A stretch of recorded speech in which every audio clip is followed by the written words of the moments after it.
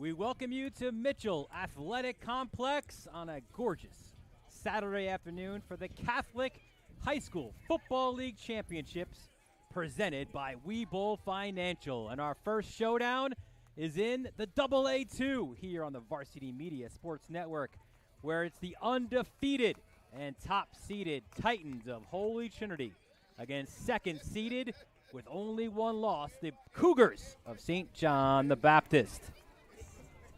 Good morning, everyone. Dylan Butler here with the two-time national champion, Pat Godfrey. Pat, beautiful day for football. 3 big games on hand. We start in the AA2. It's a battle of, no pun intended, Titans in AA2, right? Between the literal Titans here, looking to go undefeated, a perfect season against the Cougars, who are looking to avenge their only loss of the regular season. Absolutely. The Holy Trinity Titans have been a freight train all season long in this AA2 division, entering the game as the only undefeated team in the Catholic League in New York, looking to do what they did earlier this year and take care of business against St. John. But St. John the Baptist themselves have had a fantastic season, coming in with only one blemish on the year against these very same Holy Trinity Titans. The Titans have speed to burn. They are led by a lot of big-time playmakers, especially on the offensive side. Let's take a look at their starters offensively. Sideline with Recruitment, class of 2023, QB. Cameron Robbins, class of 2022, running back. Dylan Braithwaite, class of 2023, wide receiver. Cassius Johnson, senior, wide receiver. Josiah Brown, sophomore, wide receiver. Jaden Simpson, freshman, wide receiver. Urban Break the fourth, junior, left tackle.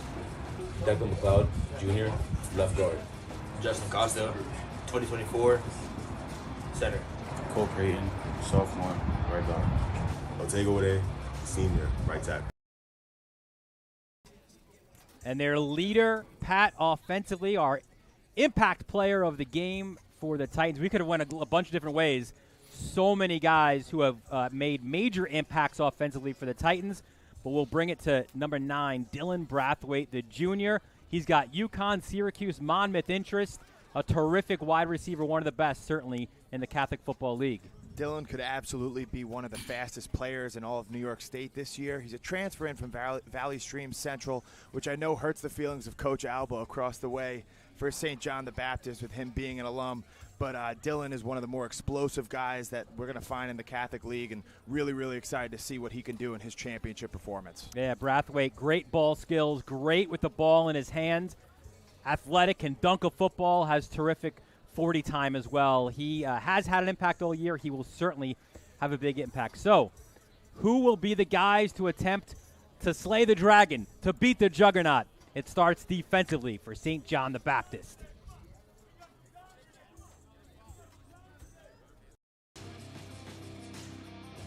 Patrick Shaw, senior, D-line. Darius Matthews, freshman, D-tackle. Jamarcus Frank, senior, D-line. Sean Bentley, junior, linebacker. Steven Charvat, senior, linebacker. Patrick Maloney, junior, linebacker. Jason Campo, senior linebacker. River McMillan, cornerback, senior. Eli Alvarez, junior, free safety. Bryce Robinson, senior, safety. Brandon Raines, sophomore, cornerback.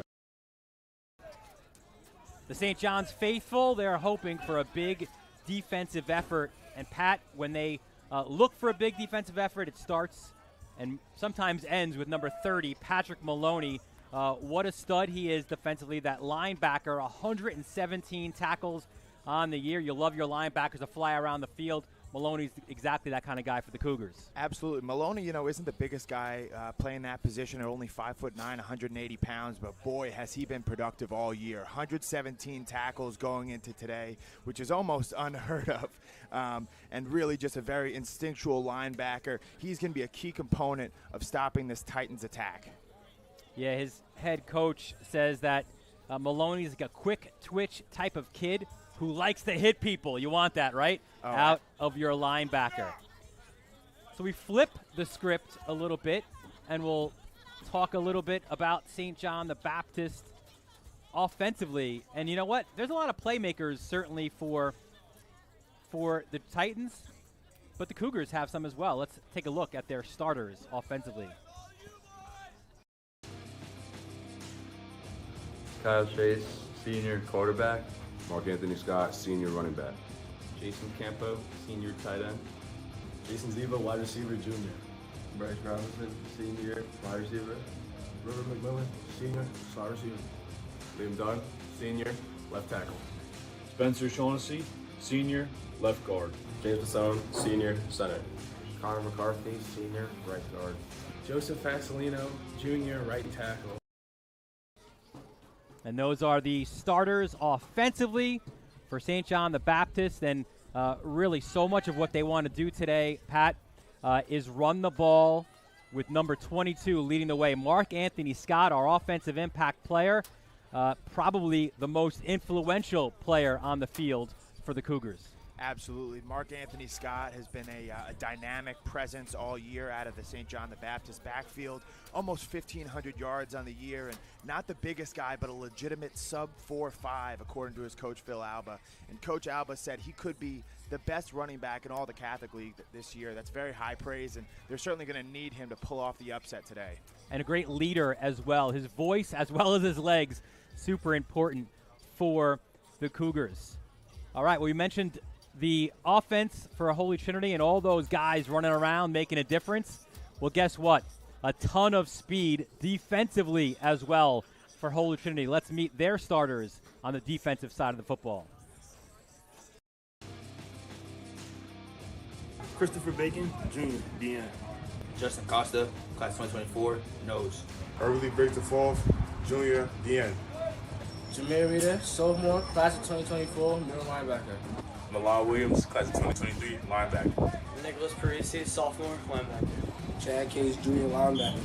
Dylan Braithwaite, class of 2023, cornerback. Josiah Brown, sophomore, safety. Cassius Johnson, senior, safety. Renault White, sophomore, cornerback. So that's the Holy Trinity starters defensively. And listen, what's better on a Saturday morning than a little bit of bacon, right? How about Chris Bacon, our defensive impact player, number 11 on the edge. What a threat he is. Look at his tackles, which are 30, and his tackles for a loss, which are 12. Ridiculous. Unbelievable production. And, you know, Dylan, you're really getting me hungry this morning, as I'm sure Chris Bacon is hungry to attack these St. John the Baptist offensive players. Former quarterback, very, very talented guy who has recently made the transition to putting his hand in the dirt, and it couldn't have gone any smoother playing defensive end this year for Christopher Bacon. Should be an impact player to watch. Yeah, for Kamal Roy, the head coach of Holy Trinity, that was one of his bigger moves this year. Bacon on the other side of the football. There's a lot of guys to impact the game there. He said, you know what, I have an idea. How about we put your hand on the ground, we get you on the edge, and it's led to ridiculous production from them defensively. 15 straight shutout quarters. They haven't given up a point since that win against Holy Cross. Has been ridiculous offensively, but also defensively for Holy Trinity. So we have a third person of our broadcast team. He is down on the field. There he is, Dexter Henry. And Dex, good morning to you down on the field. Listen, great matchup. Big-time stars on both sides of the field, but certainly for St. John the Baptist, they're looking to kind of have that underdog mentality today. That's right, Dylan. Good morning to you both. It's been all about that underdog mentality. I talked with Philip Alba, head coach of the St. John the Baptist Cougars, and he told me, look, we know that we are underdogs here. We understand that very well. But this week, his whole concern was about the mindset of the team. How was it going to be leading up to this game? He didn't want his players to be stressed. He did not want them to be nervous at all whatsoever. So what the Cougars did, they brought in some alums to come in and talk to the kids, to tell them about, hey, this is an important moment, but you have to enjoy it. Everybody has to be focused on the goal at hand. As far as the keys to the game, Alba told me, look, we want to run the ball. We absolutely want to focus on that. We do not want to get into a shootout with this team, but his guys are confident. They say they're ready. And look, he told me they're also playing with house money. They have nothing to lose, and they are here to enjoy this moment. We'll have more from them and this game. So back to you guys up in the booth. Thanks, Dex. We'll take a quick break. We'll get you the opening kickoff of the Catholic High School Football League AA2 Showdown presented by Webull Financial. Parents and athletes, why leave your college career in the hands of amateurs? Varsity Media produces professional college recruiting videos that you can use to help land a spot on the team. Our highlight reels have proven to save thousands of dollars in college tuition. You've worked hard and put the effort into your high school athletic career. Don't take any chances when it comes to your future. Varsity Media has been producing college recruiting videos since 2010. We understand what college coaches are looking for, and our attention to detail on your highlights will separate your resume from others. Stand out from the crowd. We'll help showcase your talents. Contact Varsity Media today and order a college recruiting video.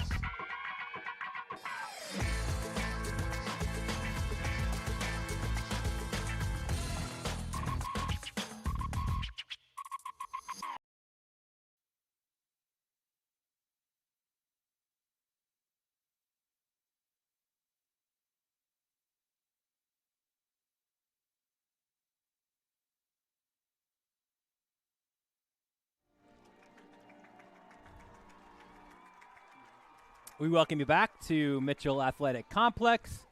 Dylan Butler, Pat Godfrey here. It's the Catholic High School Football League AA2 Championship game presented by Webull Financial. Pat, should be a phenomenal game. If you like speed, if you like athleticism, it is all here for you. We'll take a look at the head coaches, and for Holy Trinity, there he is, Kamal Roy. Certainly no stranger to this neck of the woods, right? Played across the street at Hofstra after his playing days at Holy Trinity. His last high school football game on this same field, 1996, the Class A championship game, a loss to Xavier. It's been something that's driven him throughout his career. And isn't it funny that Coach Roy still mentions that loss to Xavier here as a senior in high school, despite his incredible success as a wide receiver at Hofstra, an All-American, time with the Jets and in the CFL.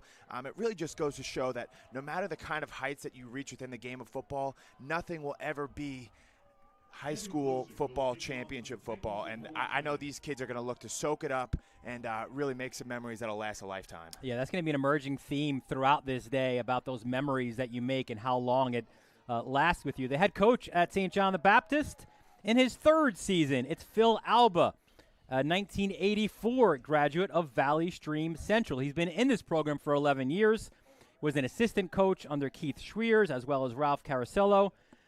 He joked, listen, he said he's a Valley Stream Central guy. He's never going to forgive Dylan Brathwaite from Holy Trinity from transferring from Valley Stream Central over to Holy Trinity.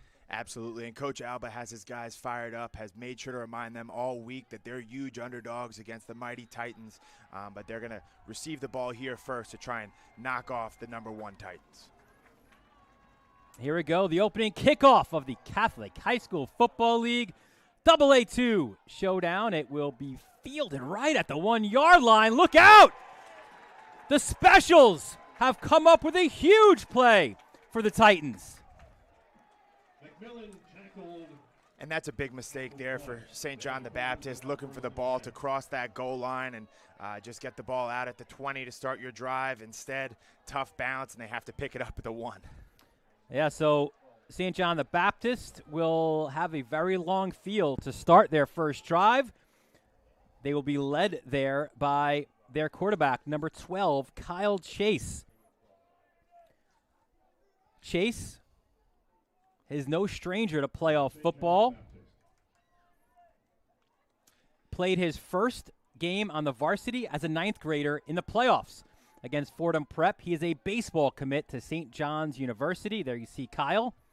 Great kid, great leader, 4th in the entire Catholic High School Football League in touchdowns with 12. First play from scrimmage. It's a run up the middle, and that was Mark Anthony Scott. And that's tough going, trying to go right through the middle of this Holy Trinity defense. Obviously not the field position they wanted to start out with, but get a little bit of breathing room right there. Yeah, we mentioned the numbers for Chase. 1,200 yards in the air, 12 touchdowns against just 4 interceptions. So a good 1-2 combination between your QB, Chase, and Scott at running back. 2nd and 7 from the 4-yard line. Another handoff. Another run to the right. How about this? You get out of trouble, get it out to Dodge, and that's some great running to the outside. And it's, again, Mark Anthony Scott to lead the way. And that's a great job. That's just a standard power play run. You'll see that pulling guard leading the way out front, seals off the edge, and if Mark Anthony Scott gets daylight, he's going to make the most of it. So you get out of your own end zone. Now you've got the ball with a fresh set of downs from the 25-yard line.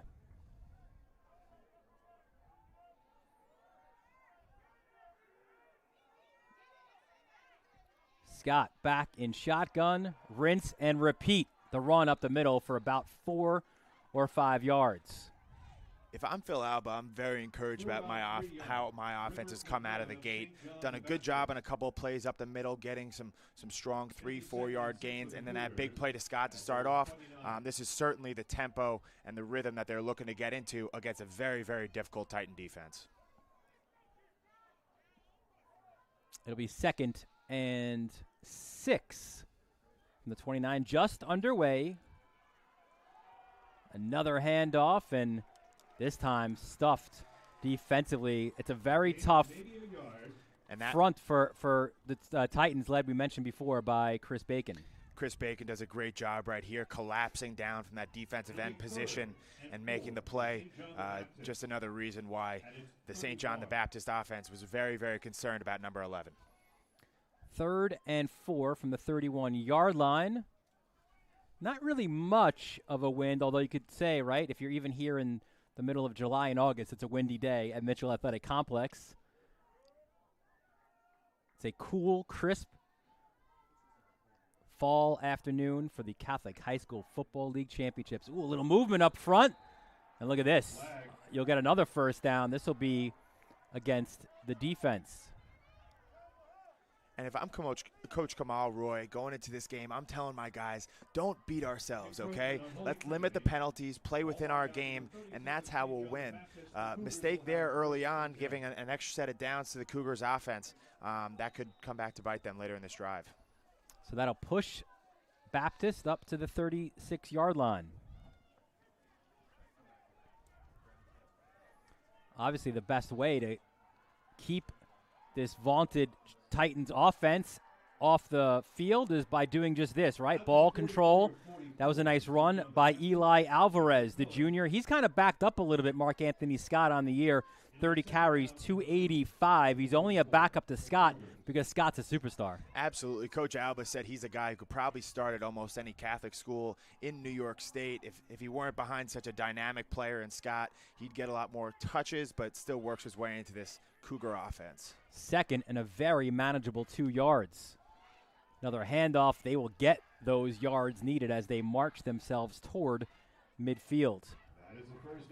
And really, really impressed with the work done inside by this St. John the Baptist offensive line so far. That was a little bit of a concern for the Cougars, is how are they going to match up this second time around on the offensive line against this vaunted defensive line. And even though these guys are a little bit undersized, they've been doing a really good job of getting a push. A lot of seniors on that line. We showed you their guys at the start. You've got Dunn and Shaughnessy on the left side, Basone, your center, and even Connor McCarthy at right guard. All of those guys are seniors. And then you mix in a freshman as well, right, with Jarese Matthews on the right tackle spot. Certainly a position to keep your eye on. The freshman going up against his defensive line should be a challenge, but Jarese Matthews has gained a lot of praise leading up to this game. Timeout, St. John the Baptist. We've got a timeout by the Cougars.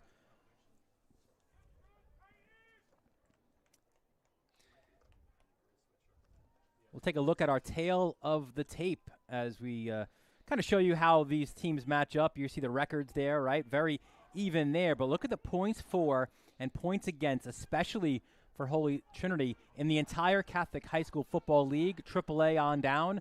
Nobody has scored more points, and nobody has given up fewer points in Holy Trinity. the incredible thing when you look at these numbers is, absent their homecoming loss to Holy Trinity in week 4 of this season, St. John the Baptist has been an incredibly dominant team themselves. So they certainly have the belief, as we've seen early on, but Holy Trinity, as you see, only 39 points against all year. They make sure to clamp down on defense when it matters. Yeah, and again, we mentioned at the beginning, right? They've not given up a point since you have to go back to the Holy Cross game, right, where Devin Grant ran for 40 yards in the first quarter, which tied the score. It's 139-0 in their last 15 quarters. That's ridiculous numbers. Off the timeout, and how about the defense there, right on cue? Big stop up front for the Titans. It's like big Irvin Briggs, right? 75, the nose tackle. Watch him come in here. 56 was in on the tackle. That's Nick Parisi, the sophomore. Listen, when you wear 56 and you're a linebacker, there's a lot of pressure on you, right? A little LT action. The Giants fan is Parisi, but big tackle there for a kid who already, even at a young age, right, getting some looks from some college sides as well. Absolutely impressive play right there by the sophomore. Another thing to keep your eye on is, as dominant as this defense has been for Holy Trinity all year long, they're still a young team, mainly sophomores and juniors out there. I believe only one senior starting. So we'll see how this environment gets to the youth of the Holy Trinity Titans. 2nd and 10, first passing opportunity for Chase, goes to the outside. Great pursuit to the football. He goes out of bounds for a short gain. And this is a situation that St. John the Baptist doesn't want to find themselves in, is, these 3rd and 7s plus.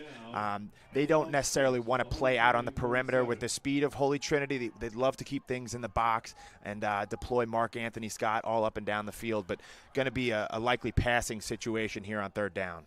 Yep, 3rd and 6 from the 47-yard line. Again, remember, it's a drive that started at St. John the Baptist 1-yard line. So an impressive march upfield, but you certainly, if you're the Cougars, you don't want it to stop here. Chase with one back to his right. Fakes the handoff. Rolls out of his pocket, rolls right. Look out! And again, the speed defensively by Holy Trinity. Really good pursuit there. You see a couple of guys. Looks like Milan Williams was in on that tackle around the edge. And, once he gets out into space, you really see that closing speed of the Holy Trinity defense getting in there for a sack by committee. Long 7 for St. John the Baptist at the 48. Yeah, Otega Uwude also in on the tackle. So that'll bring up a 4th and 7.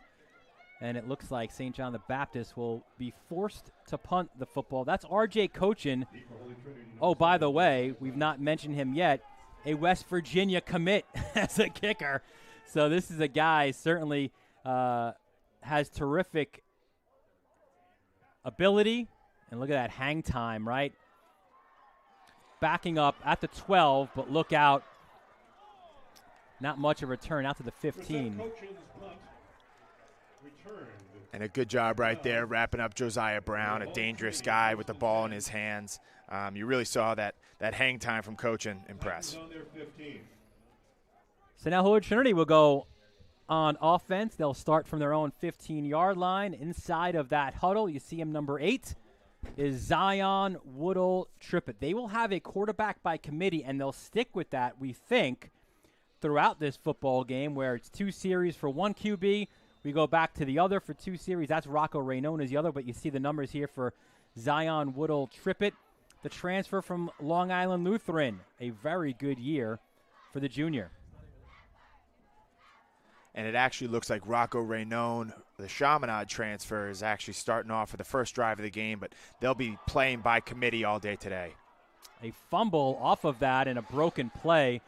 So, yeah, they threw a little bit of a change up to us. That's Cassius Johnson-Stevens hit for the loss.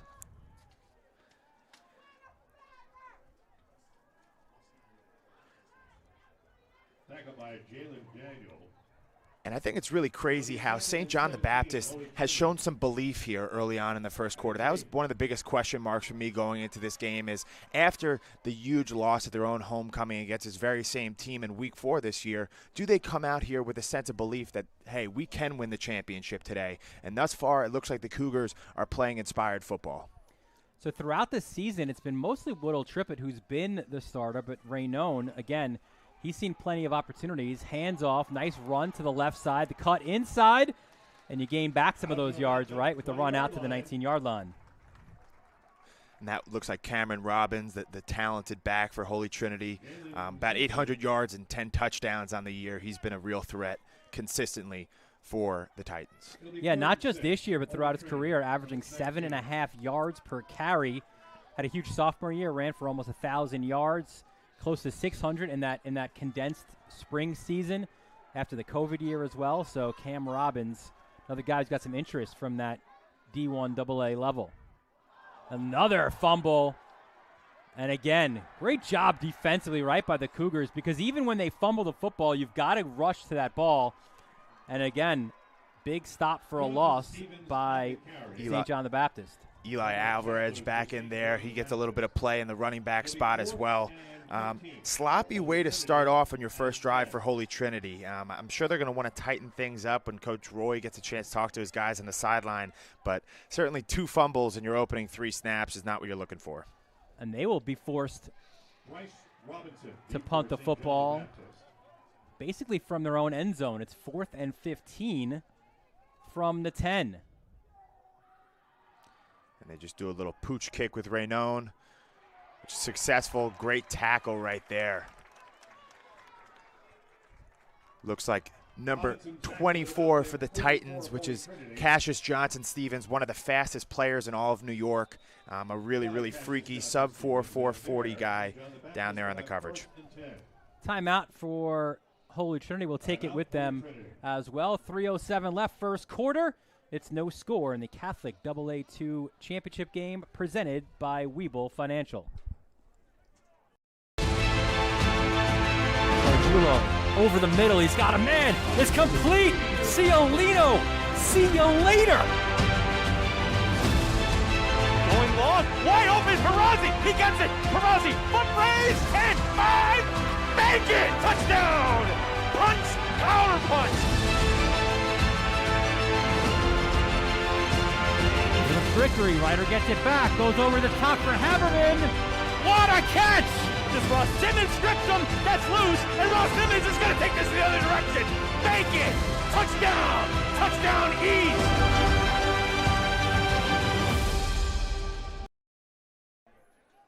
We welcome you back to Mitchell Athletic Complex. Dylan Butler, Pat Godfrey here, Dexter Henry on the sideline. It is the Catholic AA2 championship game. Game 1 of 3 here for us this afternoon as Chase goes to the outside and finds his receiver. Bryce Robinson with the quick screen right there. He's a big guy, 6'5", 205 out on the edge. Been a very productive player, so they're going to look to get the ball in his hands out on the edge. Yeah, he will present more often than not that physical mismatch out there, as you mentioned, that size. He's a guy still, though, hasn't played a lot of high school football, a raw talent, but when you've got 6'5", 205, that's a good place to start, right? Absolutely. To kind of mold and chisel him into a great football player. Hey, all you need is some great clay if you're a coach like Phil Alba. 2nd and 5 from the Titans' 39-yard line. And flags on the play. We could see Kamal Roy, the Titans head coach, out of the 50, making a point out to that line of St. John the Baptist, and there you see the call to full start against the Cougars. And talking to Coach Alba a little bit leading up to this game, he said penalties are one of his biggest concerns, right? They've really plagued themselves throughout this year with some holding penalties, some mental mistakes, and that's really something you can't afford going up against a team the caliber of Holy Trinity. So right there, you lose 5 yards, back to a 2nd and long type scenario. Those are the types of mistakes that St. John the Baptist is going to have to limit if they're looking to pull off the upset today. 2nd and 10. And there goes Chase. Chase to the outside, taken down late. Chase on the carry. But no flag on the play. Thought maybe that might have been a late hit. Tackled by Chad Case. Chad Case on the tackle right there, a violent player, and he's certainly a guy who Coach Roy says likes to hit people. And if you're St. John the Baptist, you're going to want to limit those types of tackles on your quarterback, Kyle Chase, because this offense is efficient and runs fully through him. Yeah, Chad Case, a transfer from Baldwin, has great upside, the junior, through 8 games this year, 30 tackles on the year. So 3rd and 5, another situation for Chase likely to throw the football, though he does have Scott behind him, and all Scott's done this year is average 12.2 yards per carry. This time he'll act as a blocker. Chase goes long, looks for a man, and he overthrows the intended target. It was again Robinson. 4th and 10, St. John the Baptist. And there's a flag 39. on the play back out at the 50-yard line. And I saw big Irving Briggs barreling down on Kyle Chase. Might have rushed the throw a little bit, but. So this is a roughing the passer against the Titans. So, look, you got to stop on 3rd down. Now you're pushing up the field 15 yards. Penalties will play an impact, certainly in any game, but especially in a championship game. Absolutely, and Holy Trinity hasn't been very tested on the defensive side of ball throughout the year. This is a team, St. John the Baptist, that's clicking and won't allow those types of mistakes to go unpunished. So this will move the Cougars to the 24-yard line with a fresh set of downs as well. Scott, the lone back. Oh, and a fumble there for Chase. Recovers. Oh, what a play by Chase just to get rid of it. He finds the halfback and Jason Campo. Pass complete to Jason Campo. A broken play for a 1st down. And you got to love that. Jason Campo, an old school football player, fullback, 6'2", 205, who just does everything. And you really see a little picture of his physicality here as it looks like he's about to be stopped for a loss and hits the Titan with a huge stiff arm to gain a nice 7 on the play. I love the poise there by Chase, right? Because the play broke up. It's a fumble. He knows he's got guys coming after him, but he stayed composed, and that's what you want. Or stayed poised and composed. That's what you want as a senior quarterback, and you could see why, right? He's been that starter now for 3 years and a playoff game. That cool under pressure is invaluable, especially when you get to championship time in the season. So my mistake, not a 1st down there. They didn't move the chains, but it's 2nd and 4 from the 18-yard line. There's the pitch left. There's Scott, has blockers. Ooh, look at him fire through the hole inside the 10. And wow, really, really impressive to see Scott, who isn't the biggest guy in the league, lower his shoulders against Dylan Brandwaith, who is one of the best cornerbacks in the entire Catholic League this year. Big hit out on the edge. Oh. Wow. That is a collision. And what it does as well is sets St. John the Baptist up perfectly, 1st and goal from the 10. And this is unfamiliar territory for the Titans. They're not used to having their backs up against their own goal line. And we'll see if they're able to buckle down here to extend it out to 16 straight scoreless quarters. You saw Chase get the play call from James Alba, the offensive coordinator and son of head coach Phil Alba. 1st and goal from the 10 for the Cougars. There's Alvarez pushing forward. And gets a big chunk there on 1st down. Looks like he's down at the 2. Dylan, what do you think about this for a comparison? I really look at if this were the 2004 USC Trojans, I think you got Lendale White and Eli Alvarez, and I think you got Reggie Bush and Mark Anthony Scott. You're seeing the physicality right there from Alvarez, lowering his shoulder and picking up a difficult 8 yards. This is almost a perfect 1st quarter for St. John the Baptist. I say almost because they haven't gotten the end zone yet, but what they've done is they've certainly chewed up a ton of time. You can see the clock winding down in the bottom right of your screen. So this likely the final play of the 1st quarter. They get it off. There's a handoff. Looks like it is Alvarez again pushing forward, waiting for the signal, and he is just shy of the touchdown. So for now, it looks like Holy Trinity's scoreless streak will come to 16 quarters, but they're going to have their work cut out for them entering this second quarter with the ball on the 1-yard line. We've got one quarter in the books here at Mitchell Athletic Complex. It is scoreless in the AA2 championship game presented by Webull Financial. Catholic Health, when we see our island, we see a region that lives, feels, and pulses with energy. But before it all, we see you, because it's your lives that breathe life into this island. At Catholic Health, we're able to provide the highest quality, most innovative care for your body, because our culture cherishes your humanity. Long live Long Island.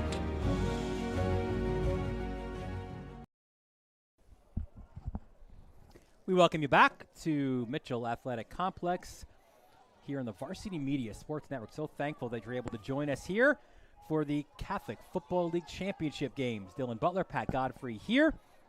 An entertaining but scoreless first quarter. It's a first quarter, again, when you want to check off boxes of what you want. If you're St. John the Baptist, you want to dominate time of possession. You want to keep Holy Trinity off the field offensively. Check and check. Only thing they haven't checked off is getting in the end zone. Absolutely. You know, this game hasn't gone the way that a lot of people expected it to start off. Holy Trinity all year has come out the gate very fast. And 0-0 right now. St. John the Baptist is in a perfect position to take a 7-0 lead here at the 1-yard line. 3rd and 1 as we start the second quarter.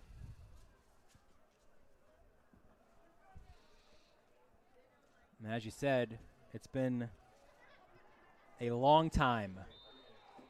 It was warm when they last gave up points. It was nice weather. 3rd and 1. Power series. The push forward into the end zone. Are they in? Stopped just short. Short of the goal line. It'll be 4th and goal for St. John the Baptist at the 1. And this feels like a really, really big play early in the game for St. John the Baptist. Punching it in here would give them a lot of confidence. On the flip side, Holy Trinity, that vaunted defense, is looking to keep them out of the end zone. We'll see if they're able to dial something up right here. Here we go. Chase, will he go for a keeper? He does. Pushes forward. Is he in? No indication yet. And it looks like he is stopped. The referee's still converging. Oddly, there's a St. John the Baptist player with the ball in his hand. And they do get the stop. The ball will be turned over to Holy Chase Trinity. tried to push the ball forward. You had 3 chances from the 1, and the Titans would not be denied. Well, going into this game, some people had likened them to the 85 Bears of the New York Catholic League, and that's a title that they take very, very proudly and put on display right there. What a stop for Holy Trinity as their fans on this side of the field. They are the home team as the top seed. Go with the Holy Trinity chant. What a stop by the Titans. And again, right, we talk all about their offense and all the points they scored, but their defense has been the best numerically in the Catholic Football League. They showed it there.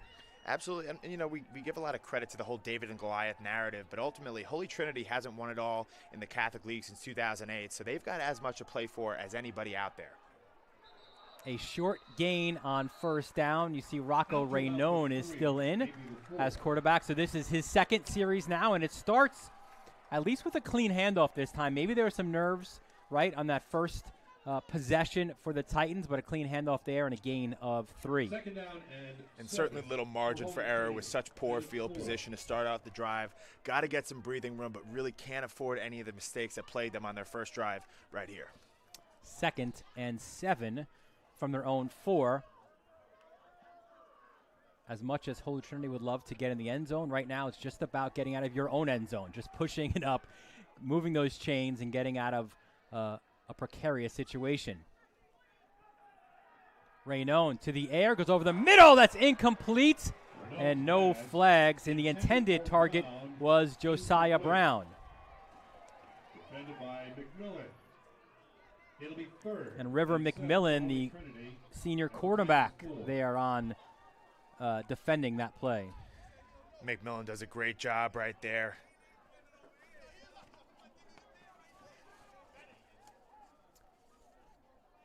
So as much as you had a stop and it was a great situation for Holy Trinity, now you've got a dangerous situation here because you have third down from your own 4-yard line. Raynon back to pass, dumps it. And the Titans, they cannot get the first down they wanted. Again, great team pursuit to the football. And that's a great job by St. John the Baptist right there, flowing upfield. You'll see a tackle by committee right here. It's like 78. Jarice Matthews, the first one there. He's a freshman, 5'9", 240. And now Holy Trinity finds himself in a bit of a precarious situation, looking to punt again with their back to their own end zone. St. John the Baptist with an opportunity to regain some great field position. Raynon does the honors, gets it off quick, and a fair catch is called as the ball bounces out to about the 45-yard line. Punt is down at the 45-yard line of St. John the Baptist. So Pat, back and forth we go through a little more than 12 minutes. What do you think so far? I've been impressed with St. John the Baptist. I really have been impressed by them. I was expecting them to have to hit a couple big plays in order to really compete against this Holy Trinity defense, but it hasn't gone that way for St. John the Baptist. It's been methodical, slow, up the middle, really utilizing the running game, and some efficient passing by Kyle Chase. That appears to be the recipe for success. So now it just turns into, can you capitalize when you get in the red zone? Defenses like this aren't going to give it to you easy. You really got to make sure to take advantage whenever you have a momentum on a drive. Phil Alba says that this group that he's coaching, his favorite in all his years as a coach. Great leadership, especially the captains, is outstanding. No surprise to be there. And there's Bacon cooking up a sack. Chase is sacked by Christopher Bacon. And Chris Bacon, you can see that length at 6'4", 215 pounds. He's going to cause havoc all day and just too much right there for number 55 in St. John the Baptist, Liam Dunn. And Jameer Reeder, the linebacker, also there as well. Big loss on first down, a loss of 7. And that's one thing I really don't think that this Cougars offense can afford, is to go backwards whatsoever. You know, a 2nd and 17 type situation is really tough because they want to run the ball with Mark Anthony Scott. They want to establish tempo, and this takes them out of their standard dynamic a little bit. So we'll see how they respond behind their senior quarterback. Chase has Scott to his right hip. Fakes the handoff, goes in the air. That is complete. Out to about the 46-yard line. It is Jason Ziva. And tight coverage right there by the sophomore, Renal White Jr. Does a good job understanding the situation. Ziva, a junior, 20 receptions, 355 yards, and 3 touchdowns. An emerging talent.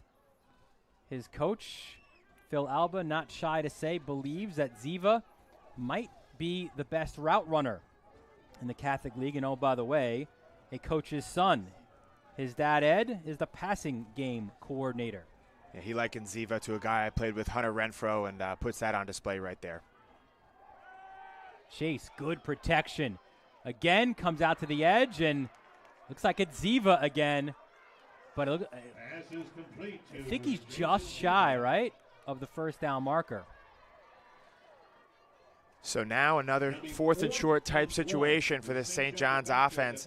We'll see if they're able to produce a different result than they did down at the goal line, but 4th and 1, hard to imagine they'll punt here. I love the job here by Ziva, right? Kind of recognizing where he is. You see him trying to move the football, kind of push it forward. And St. John the Baptist will call timeout. When we spoke to Phil Alba about, and there you see him on by the yard marker, he said, look, our strength offensively is that we are our complete offense. We like to mix, run, pass very well, especially the guys, the edge receivers as well. He, again, has high confidence in Scott, saying he believes they have got the best running back in the entire Catholic League.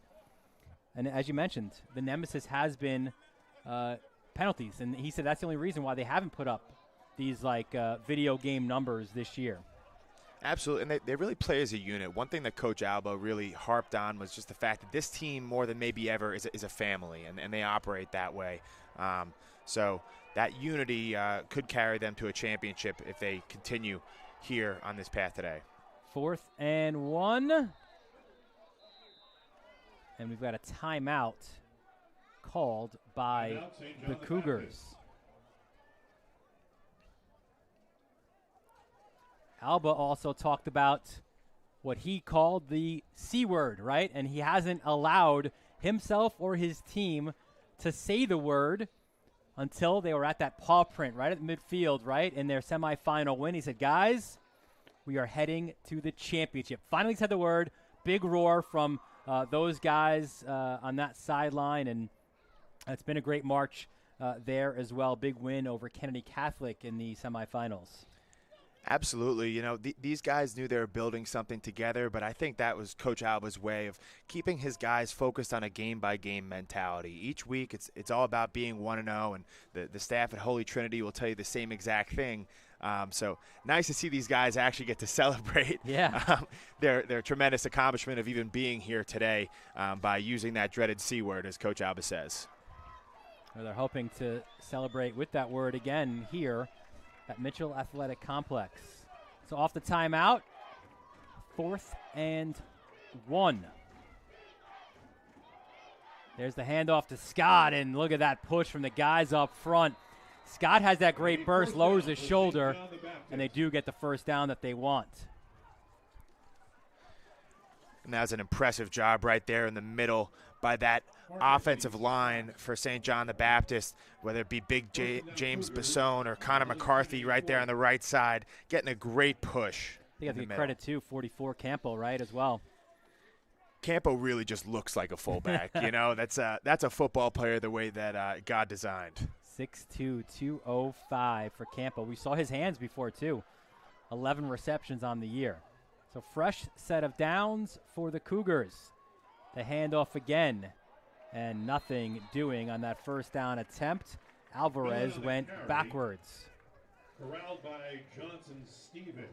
And that was Cassius Johnson-Stevens in there.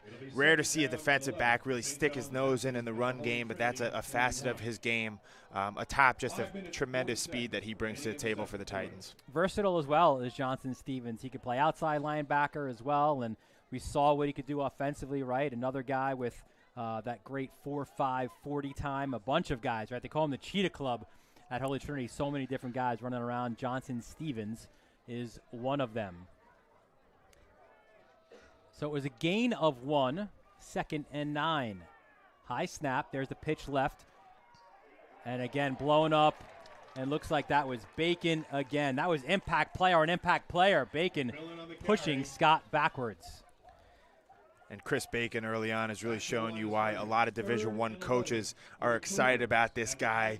Big, long, physical, and really brings the wood right there on Mark Anthony Scott. You could see the left tackle, Leon Dumb, just a little bit late there, right? Was trying to get out to Bacon, but again, with that speed and athleticism, Bacon was able to get around the edge and make that tackle. One of the biggest advantages that a guy like that has is his long arms. You know, as a defensive lineman, you really want to play with as much separation as possible, and that's one of the facets of his game where he really thrives. 3rd and 11 for the Cougars. They've had a lot of the ball in this game. They've just not been able to get in the end zone. They will run it again. Look at this run by Scott up the middle. Impassioned right there is the only way to describe that run by Mark Anthony Scott. And I think bold move by Coach Alba by running the ball on 3rd and 11. Most people in the building looking for Kyle Chase to drop back and throw the ball, and they pick it up on 3rd down. You say bold move, but he says he's averaging 12 yards a carry. It's a school record. He can get it. That's par for the course. Yeah. So big third down conversion for the Cougars. It's 1st and 10 inside the 30. Chase back to pass, lobs it up, looking for the end zone. It's caught inside the 5. Pass is complete to the Holy Trinity 4-yard line. And that looks like number 10, Bryce Robinson, who's already made his presence known here in the AA2 title game, making a big play along the sideline. And as you look, high points the ball with the toe tap. That is textbook right there. Yeah, beats Renal White Jr. to the football, and here they are again. Red zone inside the 5, 1st and goal. They were stopped the last time they were attacking this end zone. Can the Cougars find the end zone this time? 1st and goal from the 4. There's the handoff, and they will get, are they in? Yes, they are! Touchdown, St. John the Baptist. And it is, again, Mark Anthony Scott. And the scoreless streak ends at 16 quarters for the Holy Trinity Titans. Really impressive display there by St. John the Baptist, driving down with a combination of the run game and the pass game, utilizing that balance to drive through maybe the best defense in all of New York State this year. That's what I think you love about Scott, right, is you've got guys who like to dance to the edge and get out into space. He will go tackle to tackle, and he'll get his yards and get his touchdowns. His 19th rushing touchdown of the year, coaching in for the PAT. Snap is good, kick is up, and you know that's good. He's going to West Virginia to do just that. That might have been good from 45. Yeah, I think it might have cleared the complex. So that's got to be huge, right? I mean, again, it's in our conversation with Phil Alba, their head coach. He's talked about the mighty Titans and can we even score a point, and really kind of playing up this maybe David versus Goliath thing, right? But he knew he has confidence in his guys. But for a team, again, that had a lopsided defeat to Holy Trinity, that's got to be big for their confidence on that sideline to not only know you got stops defensively, but now you score the first points of the game. Yeah, I think across the board, they've really started out the way they wanted to throughout this first half. As tough as it was to swallow that homecoming loss against Holy Trinity earlier in the season, I think that team learned a lot. I think St. John the Baptist grew from that point on and has really been a really, really strong team here on out. And really proving to themselves that they can hang in there and make a run at this title here today. There you see Kamal Roy coaching up his guys. They've not had to deal with adversity, certainly this year, right? The Titans, and they are trying to make history. There's no team in the program's history. There you see Kamal Roy, his 3rd season, 1997 graduate of Holy Trinity. They have not had a team in the history of Holy Trinity to go undefeated, have a perfect season. I should say they had a team that was undefeated, but they had a couple of ties back when you had ties in football games. But no team has gone perfect from week 1 to the end, and that's a little bit of what they're chasing. But Roy says, listen, we're not about that. We're not thinking about this big picture. It's about being 1-0 on the weekend, and that's what they're trying to do here. Which can really be a challenge when you're talking about 16, 17-year-olds. These guys understand that they have an opportunity today to make history at Holy Trinity High School. So at the end of the day, it's still just football. You still have to do the same things that got you here to be successful here. And they're going to look to settle in and play their type of football throughout the rest of this half and the second half. Interesting play there, right, for St. John the Baptist, because, again, you've got a terrific leg in your kicker, a Division I kicker, and instead you go with the short kick. I mean, why not? Just kind of boot it right in the end zone, make Trinity go up the field. I know you're maybe trying for some trickeration there, but absolutely no. You have probably the best kicker in New York State, a West Virginia commit, so a little puzzling why you don't go through the back of the end zone right there, but nonetheless, Holy Trinity will get the ball at the 40-yard line. And they're looking to be led by Zion Woodall Trippett, and you see there the transfer from Lehigh, 6'3", 200, a different-looking quarterback, right, than Raynone. His first attempt, he's chased, he's still chased, and just kind of tries to flick it out of the sideline. Looking at the white hat, Vinny Oliva, he's pointing to an upfield receiver, which is why it's not a penalty against the Titans. And that was certainly a close one right there. I know some of the Cougar fans on the sideline were looking for a flag on intentional grounding. But fortunately for Zion Woodhull-Trippett, he's able to get the ball out and get it, I guess, in the area of an eligible receiver. I believe it was to Andre Curtin, who he kind of flicked the football to. Is it me, Dylan, or do you feel like Holy Trinity has failed to establish any sort of rhythm on the offensive side of the ball, you know? Well, yeah, I mean, their first drive, right, a couple of fumbles. They went backwards and didn't really do much in the second. Their big play, which they're so used to, we've not seen it just yet. Does it come here? That's Cam Robbins pushing the ball forward, getting past the 45-yard line. It'll be 3rd and 4 for the Titans at their 46. But now a 3rd and 4 coming up.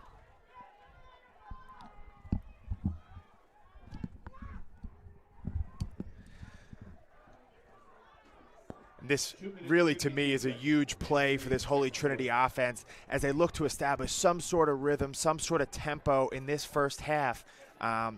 St. John the Baptist has played about as flawless as you can so far. So I think just moving the chains right here, getting into positive territory in terms of field position, will be really big for the Titans. Big play, another handoff. The cut up field, and how about Cam Robbins? A team full of young playmakers. You give it to the senior. Cam Robbins gets a very important first down. And Cam Robbins right there just running violently. You can tell, hey, he knows that his time is limited left here at Holy Trinity. He's trying to make the most of it and go out a champion, and lowers his shoulder, picks up the much-needed yardage for the Titans. Yeah, through 8 games this year, 76 carries, 773 yards, and 10 touchdowns. Quick pass, and there's Brathwaite cutting it upfield.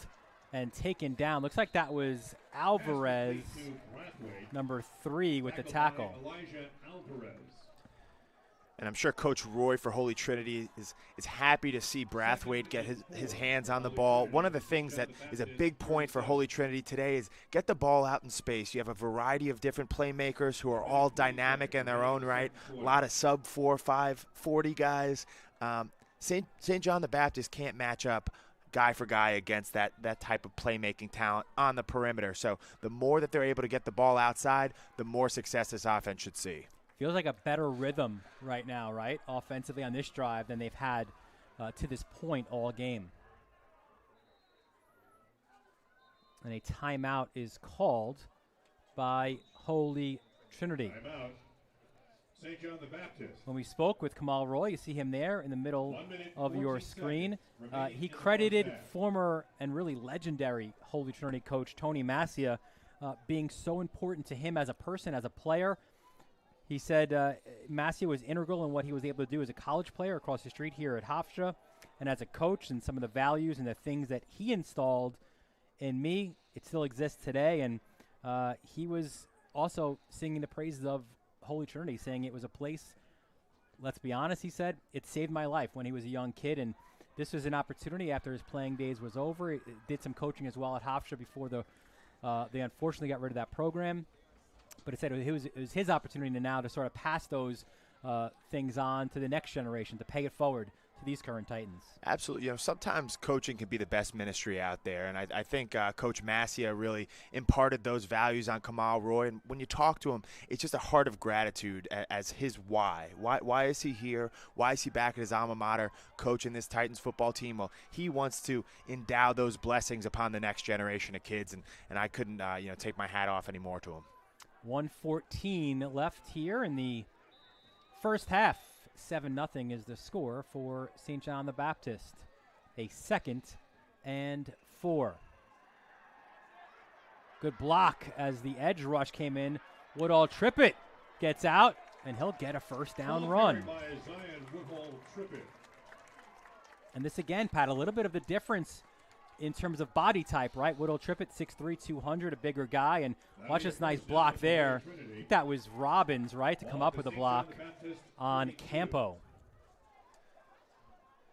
And Stephen Charvat in pursuit right there, just a step behind Woodhull-Trippett.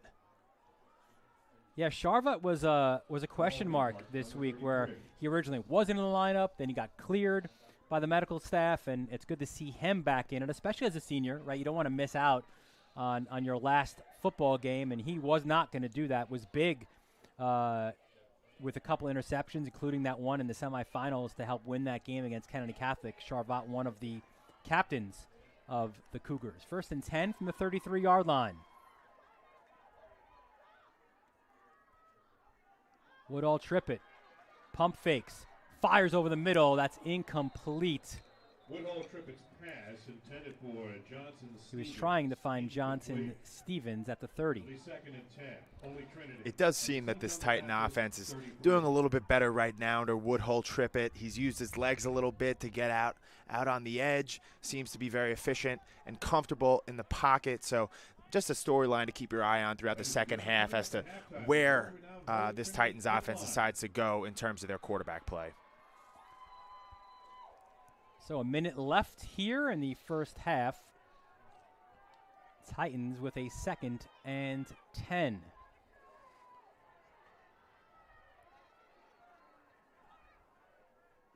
Woodall Trippett, quick pass to the edge to Brathwaite. Did it bounce? It did not. And Brathwaite gets into space, gets out inside the 20 to move the chains.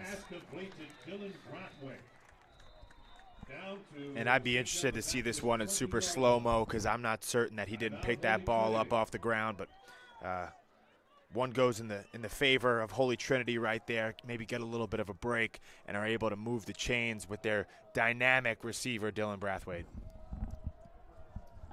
All right, here is your look. Let's see. Tough. That's one of those, Pat, I think, depending on the sideline, depending on the color you're wearing, is kind of how you view that play, right? Absolutely. I'm sure the away sideline is not happy about that one, but the home grandstand seems just fine with that 15-yard catch for Brathwaite. All right, so 1st and 10 from the 20, 49 seconds left. You got to, again, you've got a lot of playmakers, but you got to figure at some point, right? You got to go to the end zone. Absolutely. You know, limited time on the clock in this half, only 49 seconds. You don't want to rush here because you do have a timeout left. The clock will stop if you're able to pick up that next first down and bring you into goal line territory, but certainly not much time to waste here as Holy Trinity looks to even it up going into halftime. 1st and 10. Man in motion. It's flipped there, and it's read well by the Baptist defense, but breaking the tackle is Johnson Stevens. Back to the original line of scrimmage before being forced out of bounds. And Dylan, do we have the right to call that the greatest 1-yard carry of all time? Because I'm ready to. Look at this. He was hit for a huge loss. It'll be 2nd and 9 for Holy Trinity at the St. John the Baptist 19. And looked like Eli Alvarez had the best shot at him for that huge loss there, but able to wiggle free and fortunately avoid a huge loss for this Holy Trinity offense, looking to move the ball in with only 39 seconds to go in the second half. If you go end zone, if you want to look size, Brown, number 7, is 6'1", and Brathwaite, 5'11". Those are probably your two biggest options, unless you kind of go with something different and maybe look for like a Bacon or something, but he's not there right now. 2nd and 9 from the 19. Again, it's Johnson Stevens in motion. Do we go to the same play again? No, we do not. Woodall Trippett does look over the middle. It is complete inside the 10. That will stop the clock as they move the chains. With Dylan Brathwaite, 1st and goal, Holy Trinity. And the Titans will use their final timeout. So really like this look here from the Holy Trinity offense. You're faking the same play you just ran on the prior snap. Catch that St. John's defense getting a little bit overly aggressive and are able to find something right over the middle. Now just 32 seconds for St. John's to try and buckle down and retain their lead going into halftime. Now the only thing here is the Titans are out of timeouts, right? And you've got 1st and goal from the 3. If you get stopped in a potential run play now, I mean, with the pile probably being a little bit slower to get up, right? I mean, that could really hamper you from running another play. So this will be an interesting call. I thought maybe they'd hold that last timeout, especially knowing that the clock stopped to move the chains, but they did utilize it here, probably setting up a few plays, right? What I would say is if you run the ball, it has to be here on first down. They do just that, and short of the first down marker. Good tackle from behind. You saw 28, Charvat, being in on the tackle. And we from the booth watch that clock tick down to 15 seconds right here. And they're going to go field goal. And they don't have enough personnel, and they have no timeouts left. And look at this, it's blown up. And that looks like an offsides right there by number 22 for St. John the Baptist, Mark Anthony Scott, looking to block it off the edge. Glusick was in for the field goal, and if you are Holy Trinity, this gives you now an extra timeout with 4 seconds left. Gives you an extra timeout, but at the same time, they showed us that they want to capitalize and get 3 points out of this drive. They don't want to come up empty right here with only 4 seconds left on the clock. Yes, you're on the 1.5 yard line, the 1 yard line, but a bit of a gamble to go for 7 here. We'll see what Coach Roy decides for his Titan offense. You saw Roy talking to Vinny Oliva, and he'll bring his offense, it looks like, back out on the field. We didn't mention him before. Vinny Oliva is your referee. Your umpire is Chris Hart. Line judge Corey Hansen. Also Alex Toussaint, and the back judge is Joe Keenan. Here we go. And this feels like a really, really big play just in the first half. Woodall Trippett runs left. Oh, excuse me, they switched it up. It's Bacon for the score. Chris Bacon has made his mark all over this game thus far in the first half. We've seen him really active in disrupting things to that St. John the Baptist offense, and then comes in at the quarterback position, his former position, and is able to punch it in for a huge, huge score to finish this first half out the right way for Holy Trinity, with now an opportunity to even things up with a PAT. And again, it looks like some confusion here personnel-wise. Glusick has to sprint onto the field for this important PAT with no time left on the clock. Kick is up, side winding kick, and it is good. So as much as it's been a struggle for Holy Trinity throughout the first half, look at this. We're even up 7-7 at the end of the first 24 minutes. If I'm Kamal Roy at halftime, I'm telling my team, hey, guys, you played about the worst half of football you could have possibly played, and we're still in a tie game with a position to go win this thing right now. On the flip side, St. John the Baptist, hey, you have shown and you have proven that you can compete. Let's go out here. Let's execute, tidy up a couple mistakes, and let's see if we can get out of here with a AA2 championship. It is the closest game that Holy Trinity has played to this point. We knew that it would be a ball game. We thought it would be a closer game.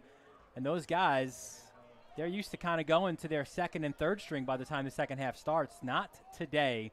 They've got a ball game on their hands. It is 7-7 between St. John the Baptist and Holy Trinity. We'll take a break. We'll bring you some halftime stats as well. It is the Catholic High School Football League AA2 Championship game presented by Webull Financial. The Catholic High School Football League Championship broadcasts are brought to you by Webull Financial. Enjoy tech. Enjoy investing. Catholic Health. Experts in medicine. Leaders in care. And by Winter Brothers, Long Island's #1 choice for recycling and waste removal services. Varsity Media is the tri-state area sports leader. We offer an array of services for any team, coach, player, athletic director, and parent. From game film to live streaming, we are available to cover your event anytime, any place. Looking for an enhanced experience? How about a professional broadcast with multiple camera angles, announcers, graphics, and instant replay? Need a highlight reel? We produce individual highlights for college recruiting and team highlight videos for end-of-season banquets. And when it comes to social media, nobody has you covered better than us. Hype videos, sideline highlights. We can tailor custom videos to make your team stand out on Facebook, Instagram, and Twitter. Why waste your time dealing with anyone else? When it comes to sports video, Varsity Media stands alone. Contact us at 516-403-2050 or online at varsitymedia.net.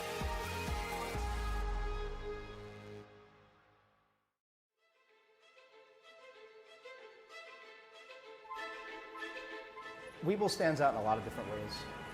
One of the most obvious ways is the sophistication of our app compared to a lot of our competitors. Easy navigation is very important to us, but simplicity is not. Simplicity is not the answer when there's so many different factors going into the market, so many different news flows, data points, and indicators that you need to look at on not only a day-to-day, week-to-week basis, but on a minute-by-minute basis. And that's where Webull really separates ourselves from the competition that's out there. We are a sophisticated mobile trading app. Financial literacy is very important for us at Webull. Webull utilizes a lot of educational tools and a lot of different functions on our app that you will not see on any other mobile app. And one of the reasons for that is to take a newer investor and bring them to their next level in their evolution of learning how to trade and how to invest. So NASDAQ's a great partner. We utilize a lot of NASDAQ data in the Webull app, and we do that for a couple different reasons. Market data can be confusing to a lot of newer retail investors. NASDAQ does a very good job of showing proper market depth without a lot of the noise that sometimes is out there. We just partnered with NASDAQ to give all Webull users, regardless if they have a brokerage account open with us or not, to see level 2 data for the first 3 months just for downloading and signing into our app. You know, the bids and offers, even going down 30 places, will be populated with a lot of real demand and supply information that you won't find just subscribing to one of the other 13 exchanges. NASDAQ has a premier position in that, and we're very happy to be partnering with NASDAQ to show our customers true-to-life market depth in a simple retail mobile trading app. So we actually run quite a bit of programs on Webull to encourage financial literacy, right? And to get our customers using some of the tools and learning how to use the tools. We do it in trading competitions through our paper trading suite of products on the app, where people that don't even have to have a brokerage account can actually learn how to buy, sell using all the tools using paper money or fake money. We run promotions where just by doing certain functions on the app, like creating an alert for a stock, learning how to access the earnings calendar, learning how to do some drawings on a line chart, or to follow a moving average. By providing those simple tasks, we'll give you rewards, we'll give you points where you can not only get like Webull merch, but even a free stock in your account, right? To help you grow your portfolio. And once you get that free stock, now you have money now in your account. You can sell that and start using the tools that you picked up by getting that free stock, the steps along the way, to help people grow. We've partnered with NASDAQ pretty much from day one. That partnership has evolved over time, right? Obviously, when we first launched, we had 0 accounts. As we grew, that partnership became a lot more entrenched, you know, for obvious reasons. You know, we now have multiple millions of customers. We're a big force in the retail trading world, at least on an app basis. And, you know, NASDAQ is smart enough to realize that, you know, the retail investor is really where the growth is now.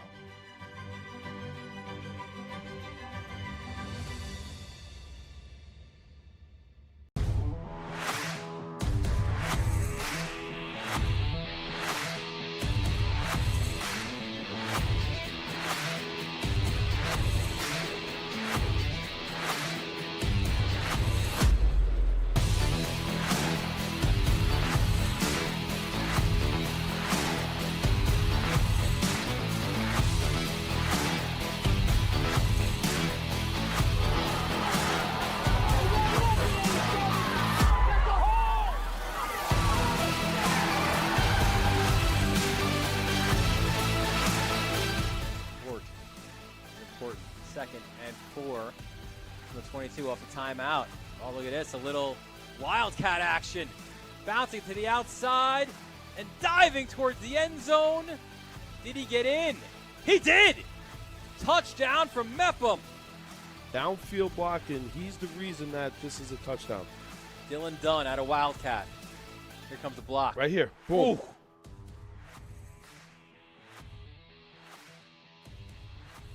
Here's a handoff to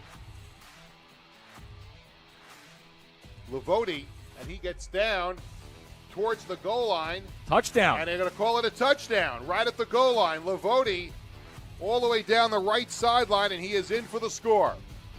Well, listen to me carrying on about how it's hard to convert a 1st and 20. North Shore says, yeah, take this, Ben. 48 yards the other way for a touchdown. Lavoti, who, by the way, recovered that fumble Lavodi's doing it all today. He is doing it all. Oh, look at that. He almost lost the ball there. The ball popped loose. He was able to get it back. Hayden O'Connor on the bottom, on the right side. And here's a keeper by Riley around the right side. He's got a first down, still going. Inside the 30, inside the 20. There he goes, inside the 5. Touchdown, Cold Spring Harbor. That's a backbreaker. There's no other way to say it. Let's take another look at this. It's a track meet at this point once it gets through the line of scrimmage, and there's not a Seaford Viking that can catch up with that speed.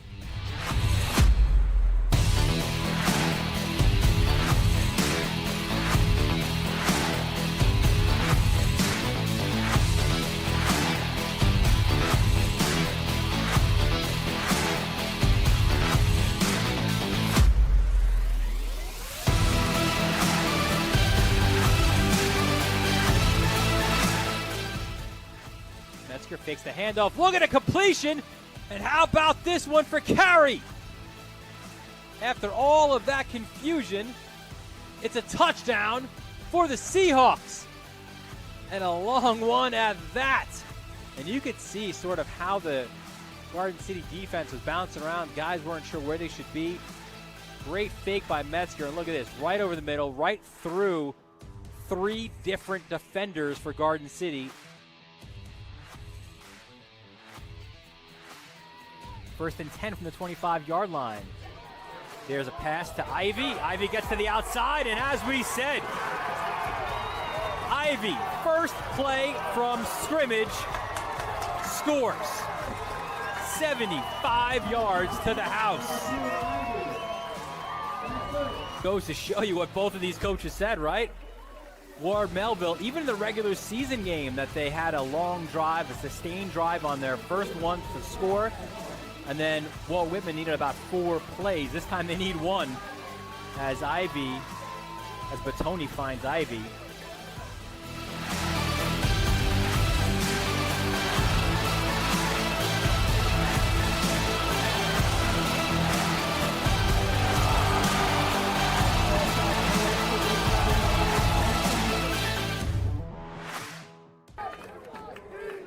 Ward Melville, they need to get in the end zone. Oh, a little trickery here as well.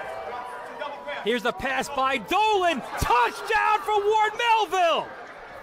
Frankie Carroll on the double pass. Watch it again. Prusen back to pass. There he finds Dolan. I'll tell you, Dolan is a great athlete, big-time lacrosse player. That's a hell of a throw as well, finding an open Frankie Carroll in the end zone.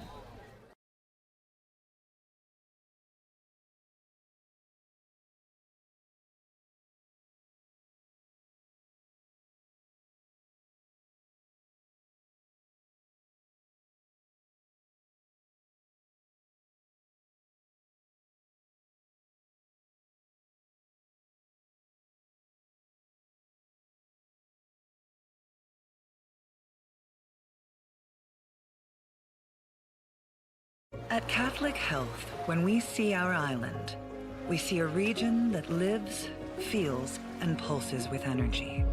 But before it all, we see you, because it's your lives that breathe life into this island. At Catholic Health, we're able to provide the highest quality, most innovative care for your body, because our culture cherishes your humanity. Long live Long Island.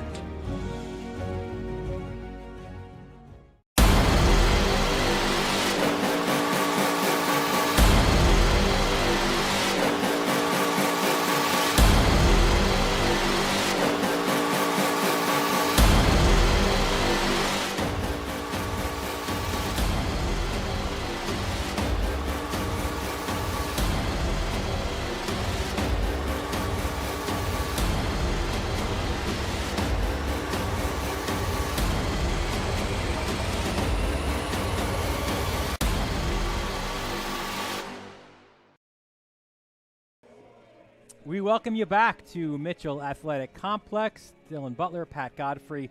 Up in the booth, it's halftime of the Catholic High School Football League AA2 championship game presented by Webull Financial. A tight game It is 7-7. I think if you are an observer of the Catholic League, maybe you're a little bit surprised. If you're a regular follower of St. John the Baptist, you probably aren't. You hoped your team would have a better first half showing than they did in the regular season. They certainly did that. A lot of things went right for them, Pat, in that first half. A lot of time of possession, keeping the offensive players off the field, and then ultimately, finally here, finding the end zone. Absolutely. This was a huge play here. Mark Anthony Scott pushing through and breaking that 16 scoreless quarter streak for the Holy Trinity Titans defense. Similar to how Webull allows investors to reach their true potential, it really seems as St. John the Baptist team has been playing to their full potential early on in this game. They're going to look to replicate that performance in the second half. I see what you did there. That was impressive. So as well as a first half it was for St. John the Baptist, and maybe as poor as it was for Holy Trinity, the game ended up being tied at the half, which is a little bit of a backbreaker for St. John the Baptist, but a big boon here. It's our defensive impact player, Chris Bacon, finding the end zone. Absolutely, and that was a gutsy call right there by Kamal Roy. Obviously, only one play left in the first half. You make the decision, do we go for the 3, take the 3, or do we go big, go for the touchdown?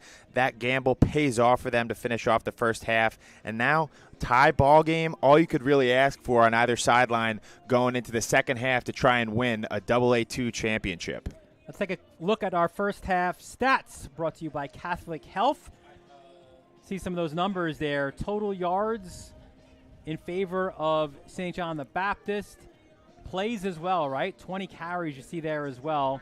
A completion percent, everything really going the way of St. John the Baptist. You want to maybe cut down certainly those penalties, but not as damning as those penalties for Holy Trinity, and touchdown each. So it's about as even as you want, but a lot of the statistical edges go for the Cougars.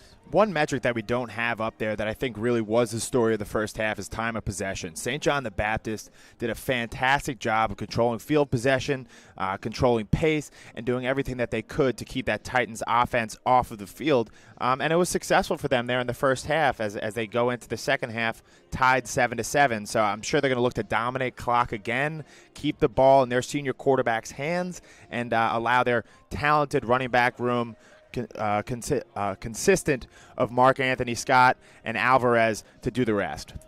It's Dylan Butler, Pat Godfrey up in the booth. Down on the field is Dexter Henry. Dex, what'd you see from that first half? What are we looking to see here going forward?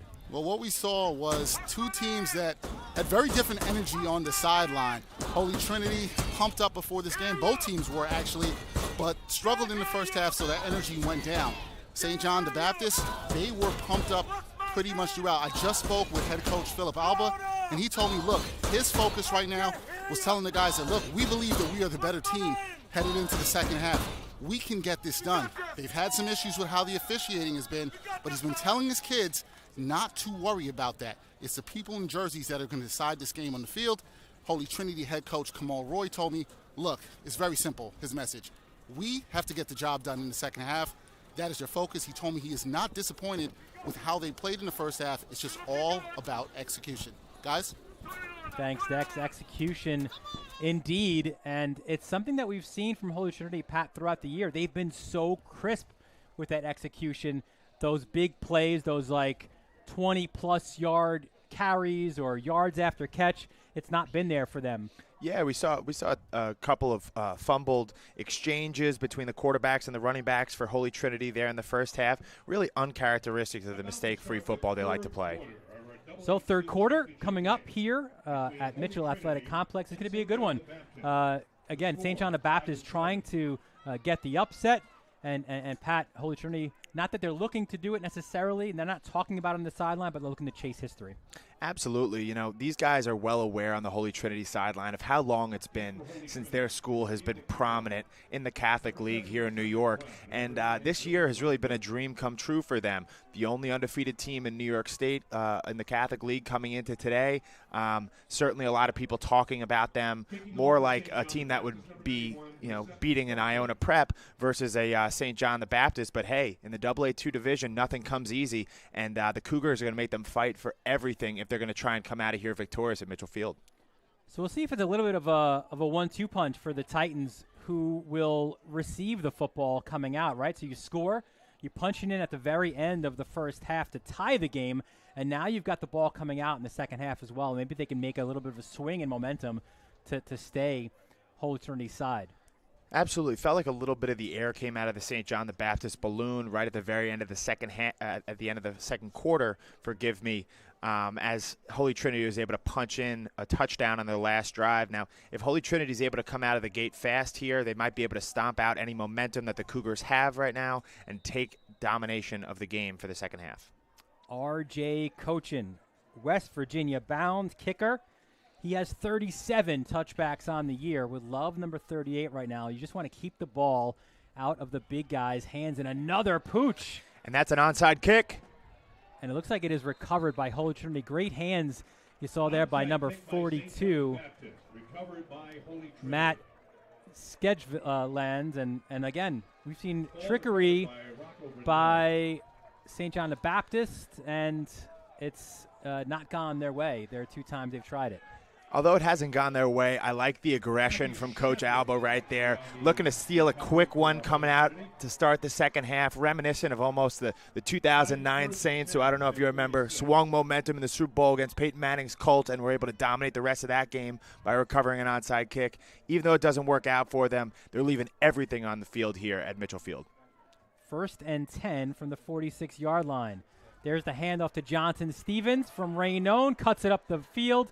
He's taken down just shy of the 50. It's a play that we saw in the first half, Pat, as well, that went for a fumble. This time a clean handoff, and Johnson Stevens with a good scamper on first down. And Johnson Stevens is really a quick enough guy to where if you don't have any issues in that exchange between the quarterback and him getting the ball, he'll hit the outside and he'll play well in open space. So good execution there as Holy Trinity has cleaned up a little bit of the mistakes that plagued them early on in this game.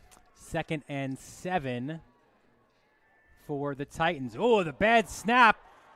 Tracking it back and just falling back on the 30. This will be a loss of 18 yards for the Titans. And again, these snaps, these handoffs, a lot of things going wrong for the Titans, and here's another one that could have been absolutely disastrous.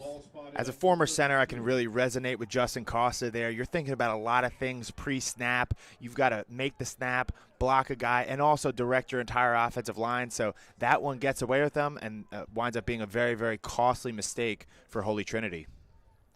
So the Titans backed all the way up to their own 32, or make it officially their own 31-yard line, which is a 3rd and 23. Raynone back in at QB. Back to pass. Great protection. Slipped out of a tackle. No, he will not. Wrapped up. And that looks like number 88 for St. John the Baptist, Patrick Shaw, with the big play right there, a senior, and he'll remember that sack for a long time as he gives his St. John the Baptist offense a chance to come back out on the field and regain that lead they lost at the end of the second quarter. Yeah, it looked for a moment that Raynone was going to break the tackle. Patty Shaw, the senior, hard-nosed, relentless, undersized end, says, no, you do not. Took him by the shoulder pad and pulled him down for the loss, and it's a 4th and 28 now from the Titans' own 28-yard line. Raynone to punt. Gets it off, a good one. It is fielded at the 38-yard line, a short return for McMillan as the Cougars take over.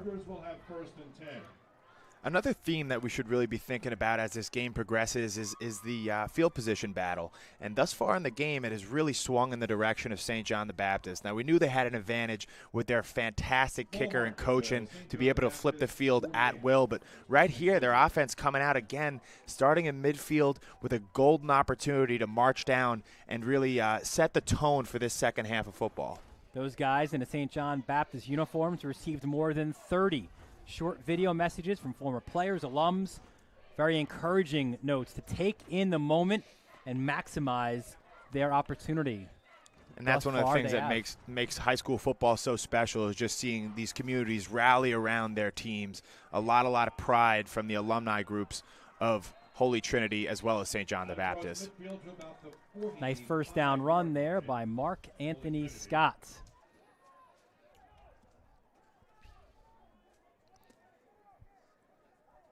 And certainly, as you mentioned, the field position battle. Look, St. John the Baptist, they did have to go long on that first drive, but other than that, they've had great field position. Empty now for Chase. Runs around a couple of players, and a flag is thrown. This is going to be on a late attempted block by Alvarez, number 3. Ball carried by Mark Scott. So this will be a personal foul against St. John the Baptist, as you see our referee, Vinny Oliva, in the white hat, making the call.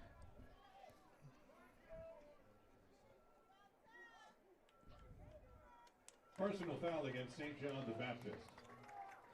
And if you're Coach Phil Alba, that's very, very frustrating for you, because one of the biggest points that he made to his team all week leading up to this game was, hey, let's clean up the penalties. We need to be the smarter team. We need to play a clean game if we're going to have a chance of walking away champions. That right there is going to hurt them and stymies what was looking to become a nice drive. You see it right there, that late hit defenseless player, and you are facing a 2nd and 4. Now you're on your side of midfield with a 2nd and 19 from the 41-yard line.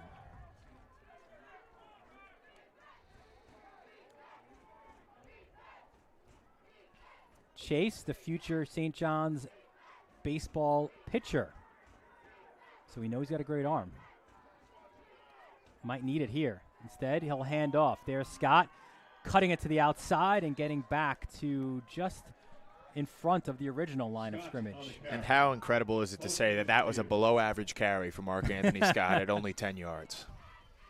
It'll be 3rd and 9. Certainly a luxury as a coach when you're trying to dial up your offense to be able to rely on your run game as well as your pass game for big chunks of yards when you get behind the chains.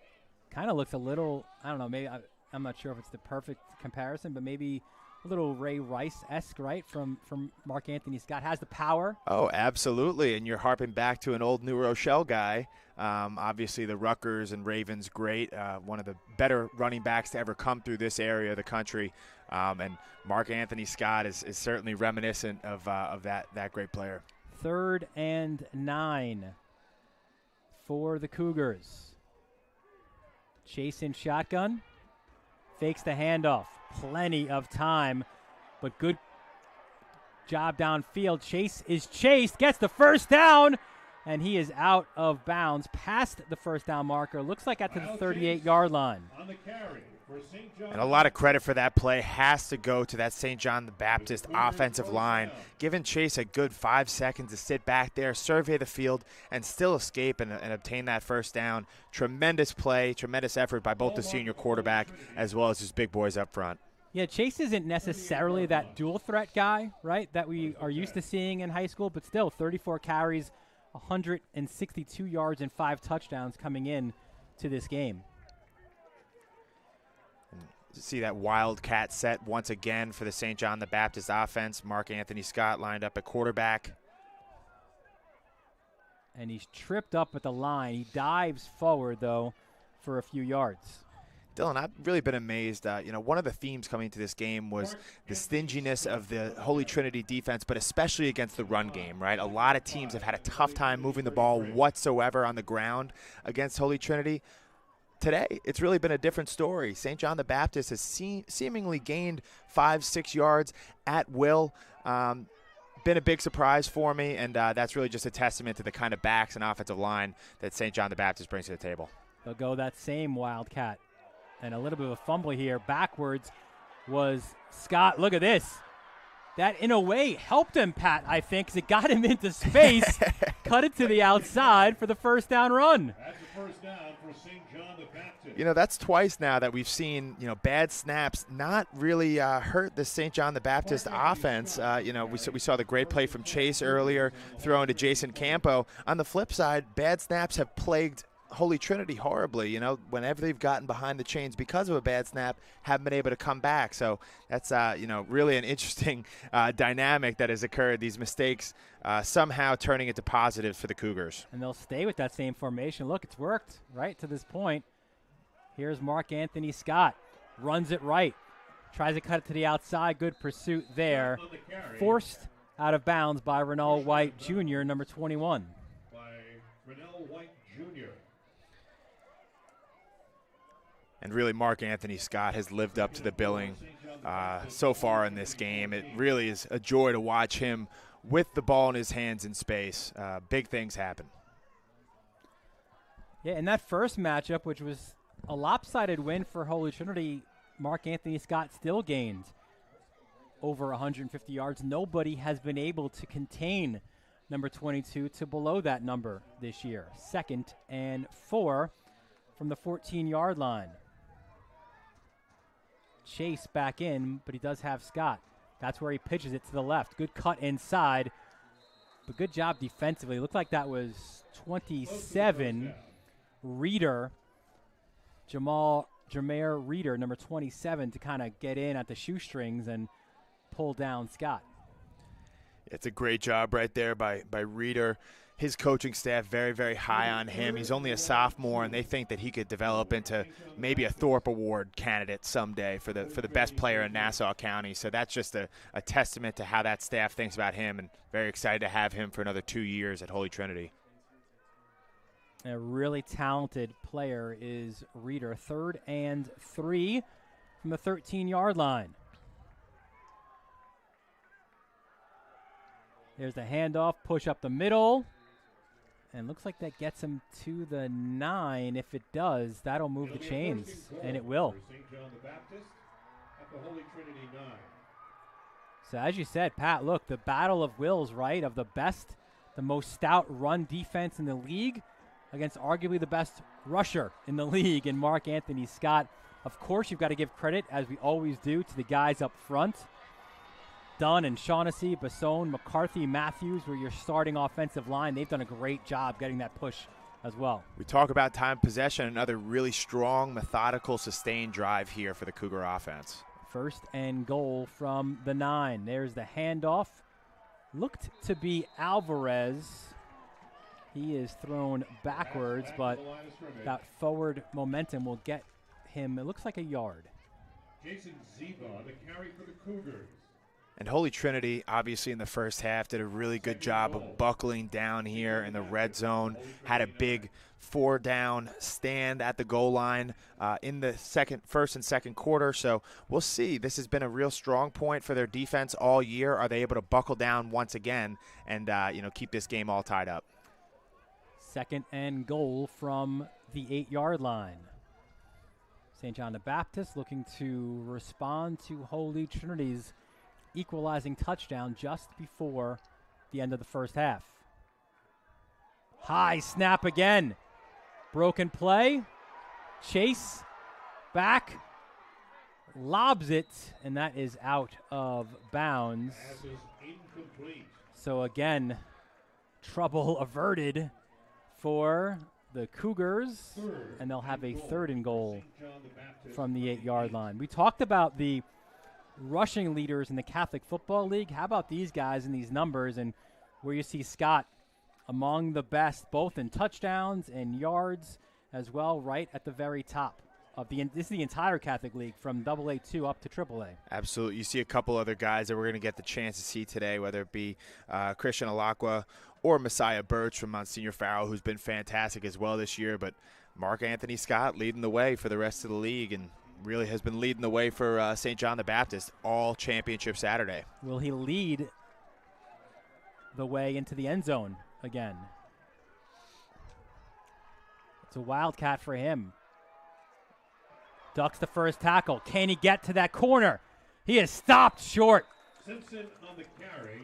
And it looks like it was Brathwaite on the tackle. Tackled by Dylan Brathwaite.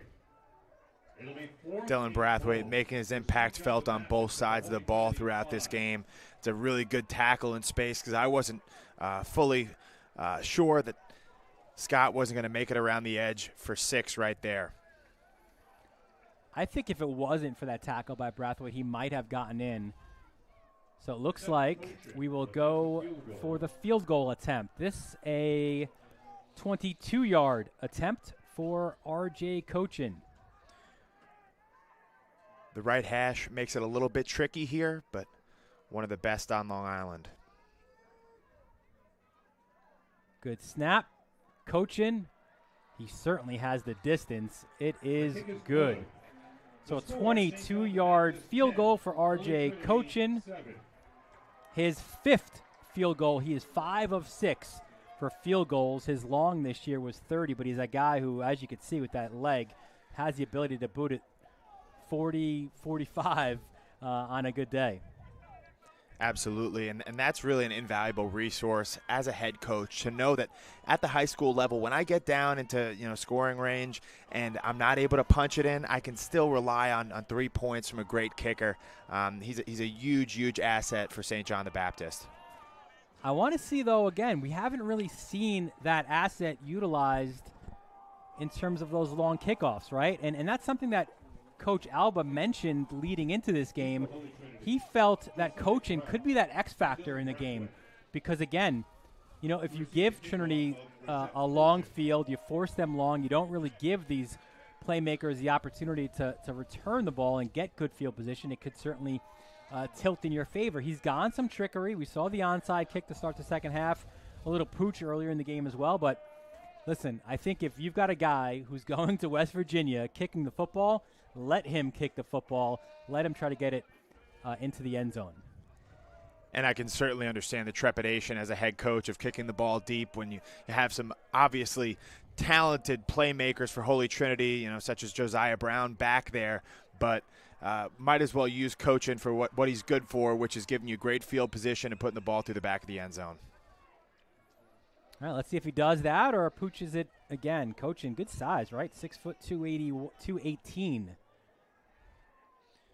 He's got a little bit of the Sebastian Janikowski build. And another short kick. So they are trying to avoid the big-time playmakers. And in a way, I guess that's worked. You say avoiding the big-time playmakers, but that's 2 kicks in a row to Chris Bacon. So yeah. I don't feel that comfortable with that, the ball in his hands. And Bacon's the guy who's in the end zone, right? Yeah. The only one so far for Holy Trinity. He's played quarterback, kick returner, and defensive end today. How's that for a day's work? It is a sizzling morning into afternoon for Chris Bacon. Yes, we will be here all day. Oh, yes. Game 1 of 3. Double A1 coming up next. It's Chaminade Moore Catholic, and then the Triple A when the lights go down. And this game set a pretty high benchmark for the rest of the day. It's going to be a tough act to follow for those great teams.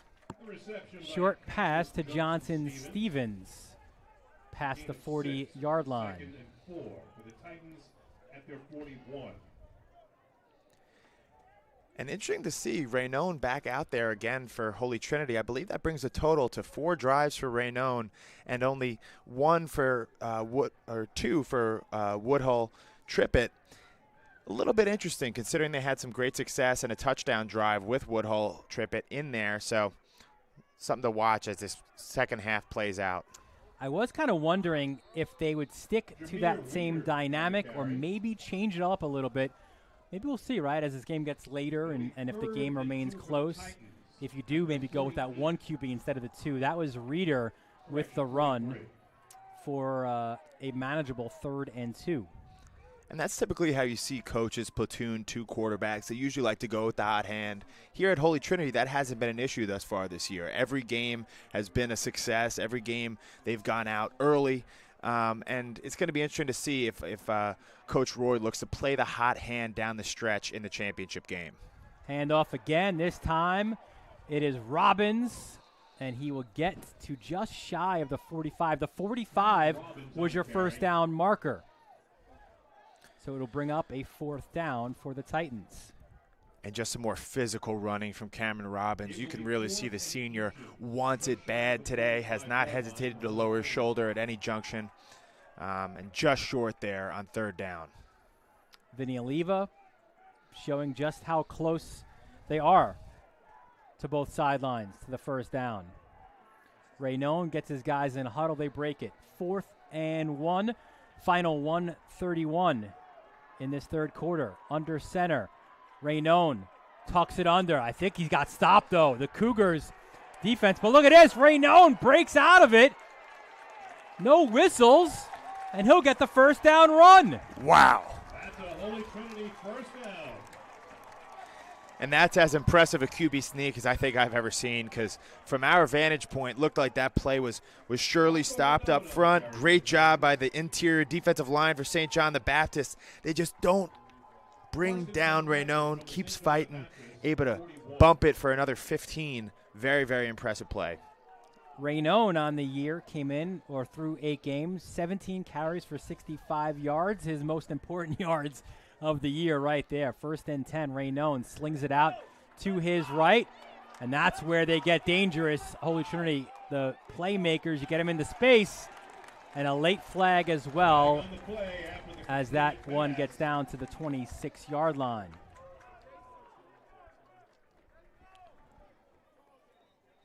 Referee Vinny Oliva will look to make the call.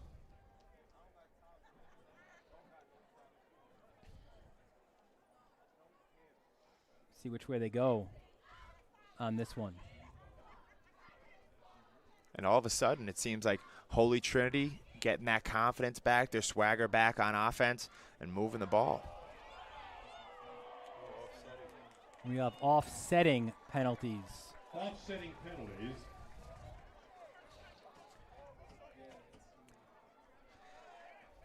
So we will redo that play. And that's a situation where the offsetting penalties disproportionately penalize Holy Trinity, cost them that great play, but ultimately that's why you have to play a clean game. That's why you have to keep your head on your shoulders, especially once November rolls around, you're playing championship football. That margin of error becomes much tighter. 45 seconds to go. Raynon gets the call from his sideline as they wind the clock. Brathwaite at the bottom of your screen. Man in motion is Johnson Stevens. He gets the handoff, tries to cut it inside, dives forward, and gets a few on that play. They've really loved that little pitch to Johnson Stevens throughout the course of this game today. Had a couple of missed exchanges early on, but have established that a little bit more often. I'm looking for them to get some bigger chunks out of Johnson Stevens, because he's really a guy who can provide that game-breaking element to the Titans' offense. Hasn't happened so far in this game. Yeah, Pat, on a team of great athletes, arguably Johnson Stevens, the senior, might be the best of them all, and we'll see if he can have himself a big fourth quarter.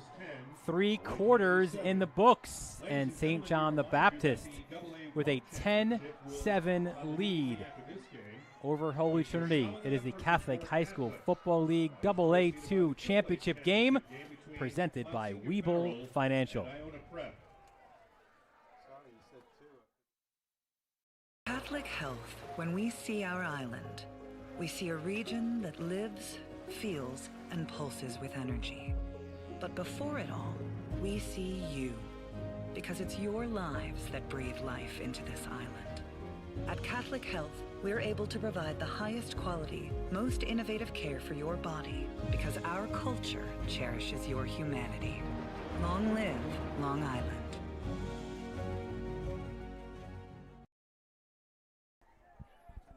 We welcome you back to Mitchell Athletic Complex. Dylan Butler, Pat Godfrey up in the booth. It is the final quarter in the AA-2 season, and the St. John the Baptist Cougars looking to pull off the upset.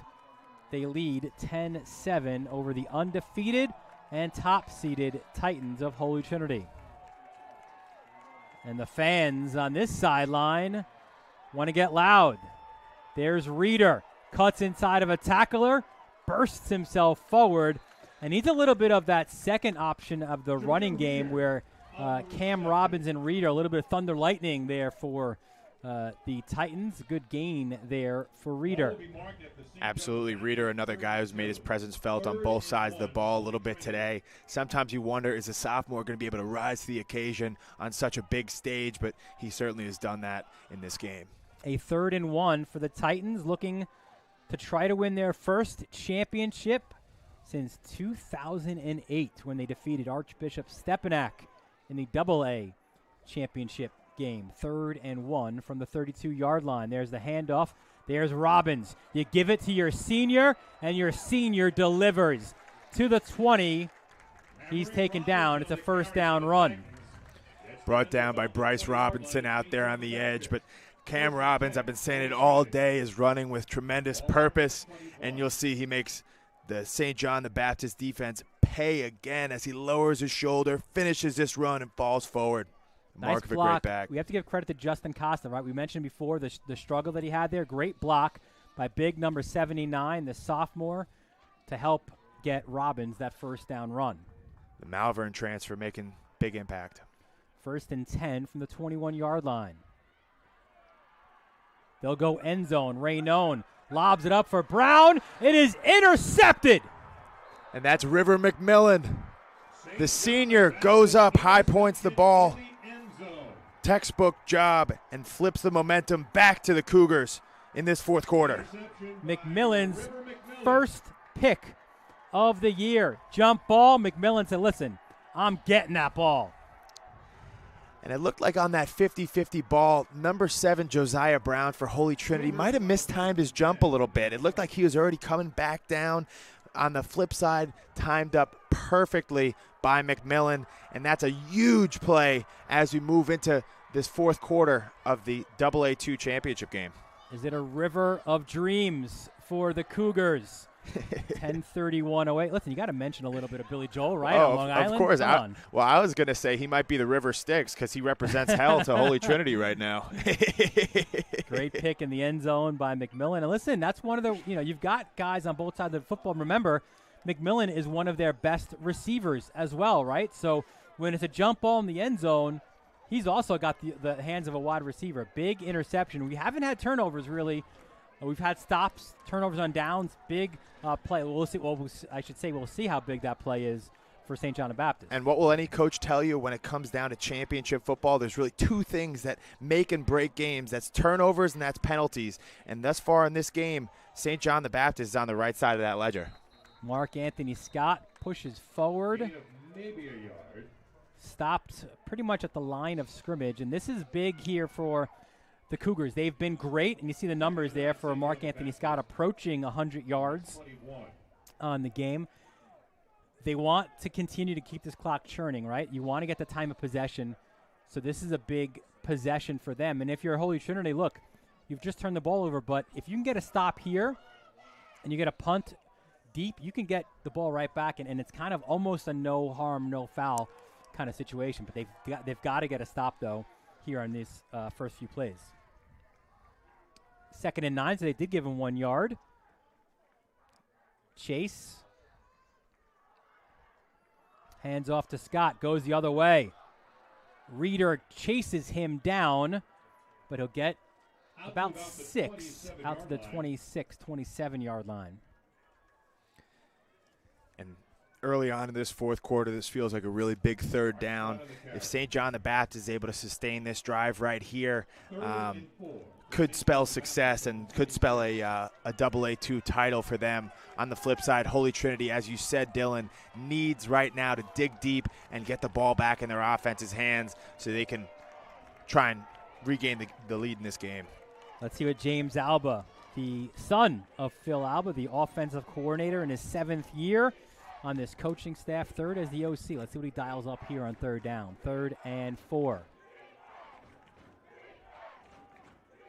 Chase, back to pass, goes to the sideline, and it will go incomplete. And that's tight coverage by Renal White right there on the sideline, doing a great job for the Holy Trinity defense. Only a sophomore, but stepping up in a big way on a big 3rd down. So a little conversation we see out at midfield. It was Josiah Brown who was going to be deep originally. Now it's Dylan Brathwaite. So we'll see maybe what the Titans are looking to do here. And again, it'll be coaching in to punt. Absolutely. There's game-breaking speed at every turn on this Titans team. Interesting to see Brathwaite back there, but he's another sub 4.5 guy who could very well take this all the way back if St. John the Baptist fails in coverage. They do not attempt to block it, and coaching also makes sure to not get it into the hands of the playmakers. It's a regular theme, right? But now the Titans will have the ball. Looks like at about their own 45-yard line. Holy Trinity, 1st and 10 from the Titans 45. And great opportunity right there. RJ Cochin rarely is going to give you a shorter kick. Holy Trinity this time around gets the ball back out there. Favorable field position on the 45-yard line with an opportunity to go march down and take the lead in this championship game. And you see coming out on the field, do we have the switch in QBs as the chant of Holy Trinity popping up. And it looks like Rocco Renone is staying in the game. That's Reeder. Look at the cut. Switches it to the left, and he's pulled down inside or right at the 35-yard line. And that right there shows you why he maintains the nickname the Bull. Not the biggest guy in the world, but use some physicality, cutting up there. Big gain to start off this drive. I like the upfield vision as well. You saw the head right on a swivel, looking around, looking where the tacklers would be. Absolutely. So big first down run by Jameer Reeder. He will be the main back next year with Robbins graduating in the spring. 1st and 10 from the 35-yard line. And there is Robbins bouncing it to the outside. Cameron Robbins. Another first down run, and you're really starting to feel maybe a little bit of that momentum, right? Switching over back-to-back first down runs, and now the Titans are inside the 20. Absolutely. This Holy Trinity fan base, which is right in front of us, has stayed in it throughout the entire game, but really getting up and loud right now, rooting on their team as it matters most here for this final 8 minutes of their season. 1st and 10 from the 18-yard line. You see the bottom of your screen, 10-7. St. John the Baptist leading Holy Trinity. The Titans trying to go perfect, 10-0 on the year. And a broken play looks like there again as Reeder at least he did maybe lose a yard.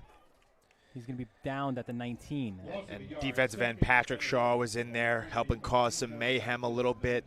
The pulling lineman for Holy Trinity wasn't able to get on Shaw. Shaw slips right off the block, stops him for no gain. The interesting thing here as well, you mentioned, right, statistically Holy Trinity being the best run defense, but that's always been St. John the Baptist, right? Their calling card a little bit defensively has been their ability to stop the run. Absolutely. Out in the East Islip, they really, really value toughness at St. John the Baptist, and we've seen it on display all day here today. Their defense has done a great job hanging in there. Raynone, nearly picked off again. That was one that did bounce in front of Alvarez.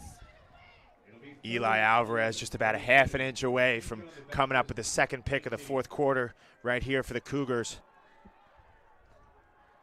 And that's one he'll wish he could get back.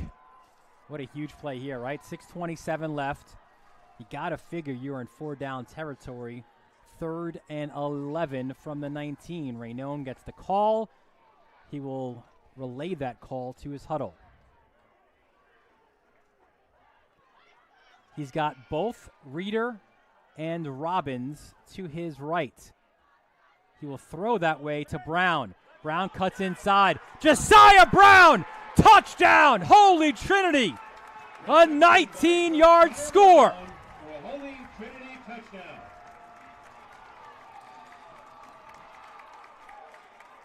And I absolutely love that play call for Holy Trinity. What you'll see is they set up both backs in the backfield and immediately release them out into space to go block for Josiah Brown.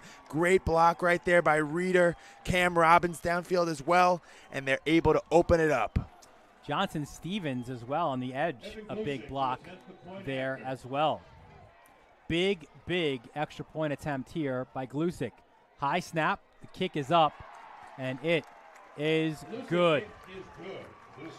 So Holy Trinity, who has trailed throughout this game, they've never led. This is their first lead now with 6:18 left in the fourth quarter.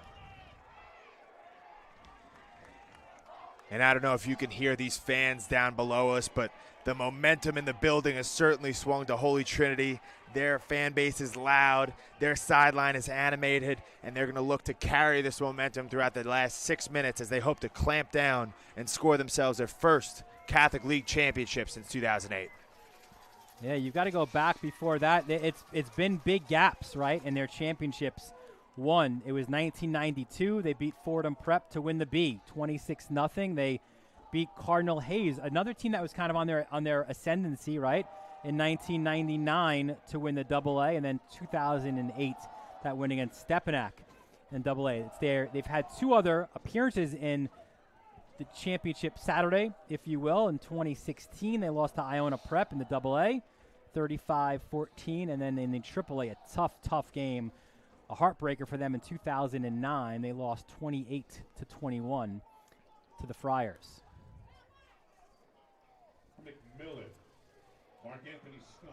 So here we go.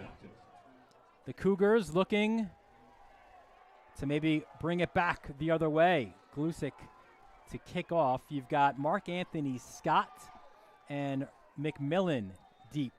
And they'll switch sides now just before the kick. And Glusick says it doesn't matter. Oh, he did get it into the end zone. Wow. And that was a break for St. John the Baptist. Almost a replay of the first play of the game as they wound up on the 1 yard line trying to dig their way out of a hole, but fortunately crosses the goal line. What was interesting there, too, is you saw the two guys, right? Mark Anthony Scott and McMillan switch sides. The coaching staff were pointing to kick it away from Mark Anthony Scott. He didn't kick it left or right. Glusick goes down the middle, and as you said, nearly forced the Cougars to start from their 1. They will not, though. They'll be on their own 20. St. John the Baptist has been able to move the football pretty consistently throughout this game. Can they do it, though, when it matters the most? 1st and 10 from the 20. 6:18 left. There's the handoff. Good gain on the first down. It was Vernal White Jr., 21, on the tackle. And it was Alvarez with the carry. A nice little kick out by number 44, Jason Campo right there to open it up for the 6 yard gain.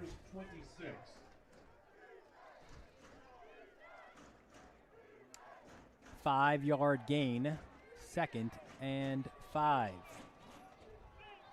Just past the halfway point of this fourth quarter. Another handoff. Looks like I saw the big number 75 there, Irvin Briggs, the 4th. The nose tackle at 6'4", 260 getting in on that tackle. Irving Briggs, a younger guy, only a junior, but still a 2-year starter and a guy with really high top-end potential. Should be seeing him play on Saturdays in a couple years. We have said through this quarter, what a big play. A huge one here in this one, especially if you're on that opposite sideline. The Cougars need a first down. They're 2 yards away from that. 3rd and 2 from the 28-yard line. There's the handoff. There's the extra push, and it looks like that push from that line will get the necessary yards on the inside handoff.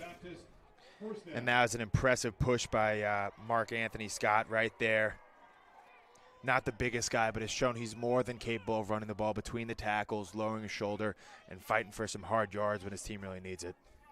Big first down for number 22, who is the big man on campus, the little big man, if you will, on campus out in West Islip.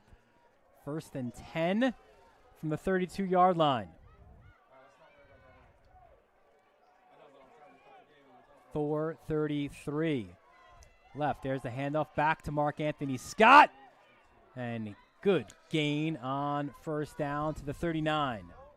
An interesting thing to watch here on this drive is, given the time left on the clock, if they're able, as the St. John the Baptist offense, to sustain another methodical long drive, it's very, very possible that Holy Trinity doesn't even touch the ball again.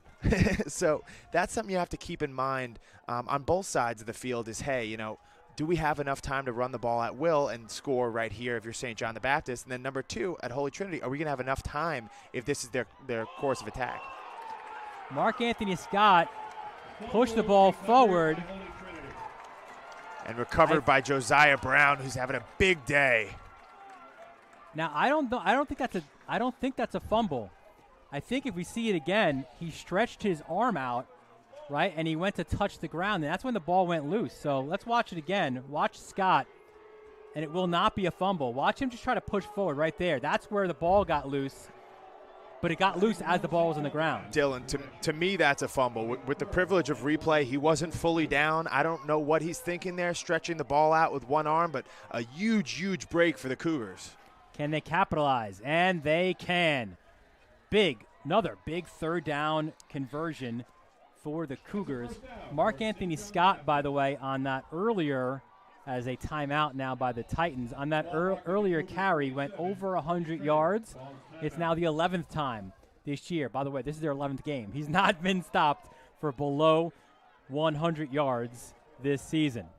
Let's take a look at the league champions, or the history, right, a little bit in the AA. And it's a little bit tricky here, right, because this is a little bit of a hybrid this year, right, the AA1, AA2, but you see some of the champions. We'll show this same one as well later on. And that's, you see that the AA1 winner in 2019 was Chaminade. The AA2 winner was More Catholic, and they face off against each other in our next game as well. But you see some of those champions in AA. And we'll get our popcorn ready for that one as well. Should be a fun time in a couple hours here. For St. John the Baptist, you've got to go back to 2013 when they beat Zavarian in the A championship, 51-14. Their last time here on Championship Saturday was a loss to Chaminade in the AA championship game, 2014. All time, they are 8-6 in championship games in the Catholic High School Football League. Their first championship appearance was a win back in 1980, beating Holy Cross for the first of back-to-back wins against Holy Cross to win the AAA championship. Absolutely. Kind of feels like two arisen giants, schools that in the past have had a lot of success in the Catholic League for about 10, 15 years, have been somewhat dormant, and, really staking their claim here today, really letting the rest of the New York Catholic League know that Holy Trinity and St. John the Baptist are going to be here to stay. 3:27 left, fourth quarter, 1st and 10 from the 47. We go back to Wildcat, back to Mark Anthony Scott. He gets out to the 50. But there is a flag on the play. It was thrown behind Mark Anthony Scott. Referee Vinny Oliva will make the call. It will be an offensive holding penalty. And it looks like they got Jason Ziva got held right there on the play, receiver out of the perimeter.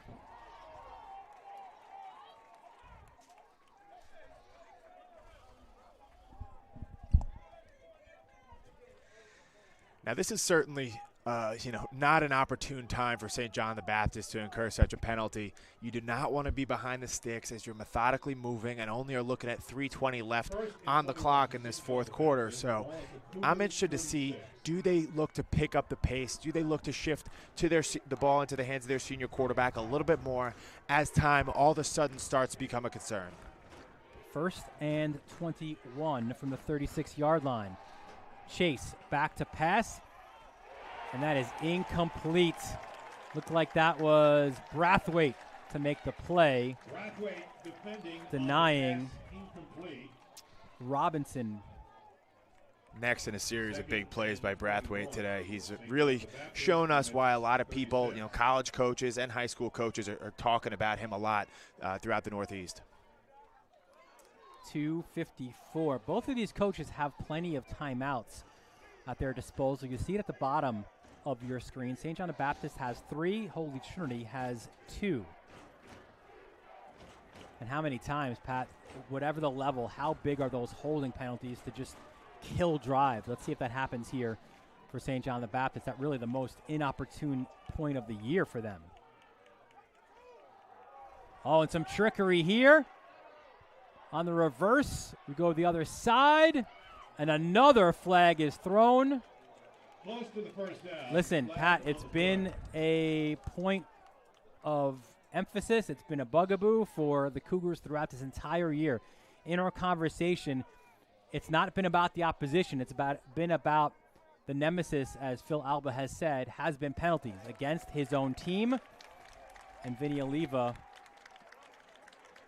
will look to make the call here at midfield, but this will back up St. John the Baptist again. And really backbreaking, that could be the deciding factor in the game, these two holding penalties that have been incurred by St. John the Baptist. I really would hate to be out there as an offensive player for the Cougars right now, facing 30 yards to get that next first down. But at this junction in the game, they're going to have to figure out a way if they're looking to become AA2 champions. We heard from his report on the field, Dexter Henry talked to Phil Alba about those penalties and how much they've impacted his team. He didn't like, he said, some of the calls in the first half, but now look at this. You've backed up. You were out at midfield. Now you're 2nd and 30 from your own 27-yard line. And we'll see if Scott can dial up a little bit more magic in his senior year. Chase. Bacon goes after him, goes long, and that could be an offensive pass interference penalty. They just said a tangle of legs, so it's an incomplete pass. Could have gone either way right there. I think it might have seemed a little bit punitive given the last couple of plays there, but now we're looking at 3rd and 30 for St. John the Baptist. This is not the situation they wanted to be in here on this, what could be their last drive of the season. But they'll put the ball back in the hands of their senior quarterback, Kyle Chase, and see if he's able to push the ball downfield to keep them alive.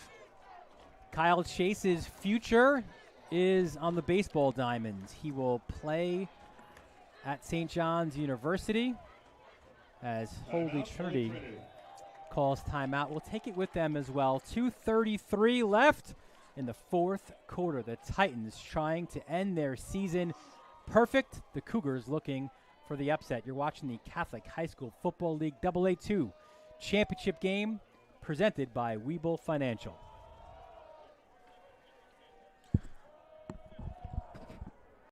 The Catholic High School Football League Championship broadcasts are brought to you by Webull Financial. Enjoy tech. Enjoy investing. Catholic Health. Experts in medicine. Leaders in care. And by Winter Brothers, Long Island's #1 choice for recycling and waste removal services. We welcome you back to Mitchell Athletic Complex. Dylan Butler, Pat Godfrey here.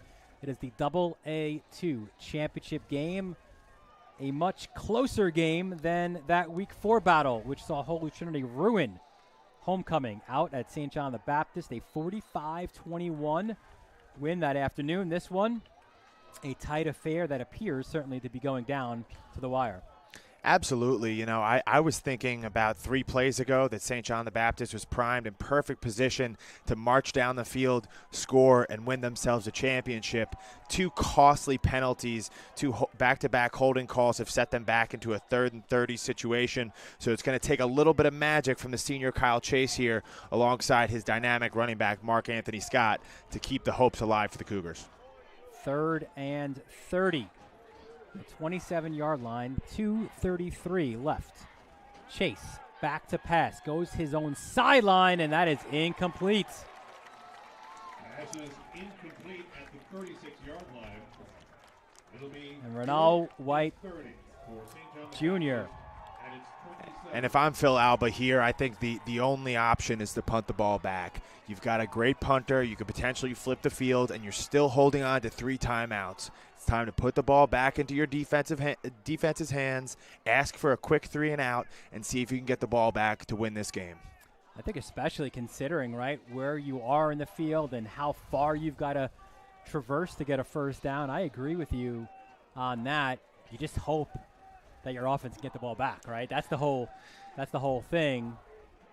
It's certainly a scary gamble every time you punt the ball this late in the game, but I think that's probably your only option for St. John the Baptist. They don't have a ton of guys who can stretch the field to the tune of 30 yards on a fourth down. Now, Cochin's long this year is 64 yards.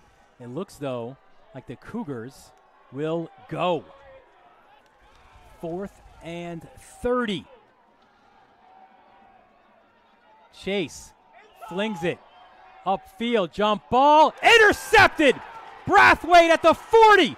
He's got the sideline, cuts it inside, turns, and Dylan Brathwaite, impact player indeed.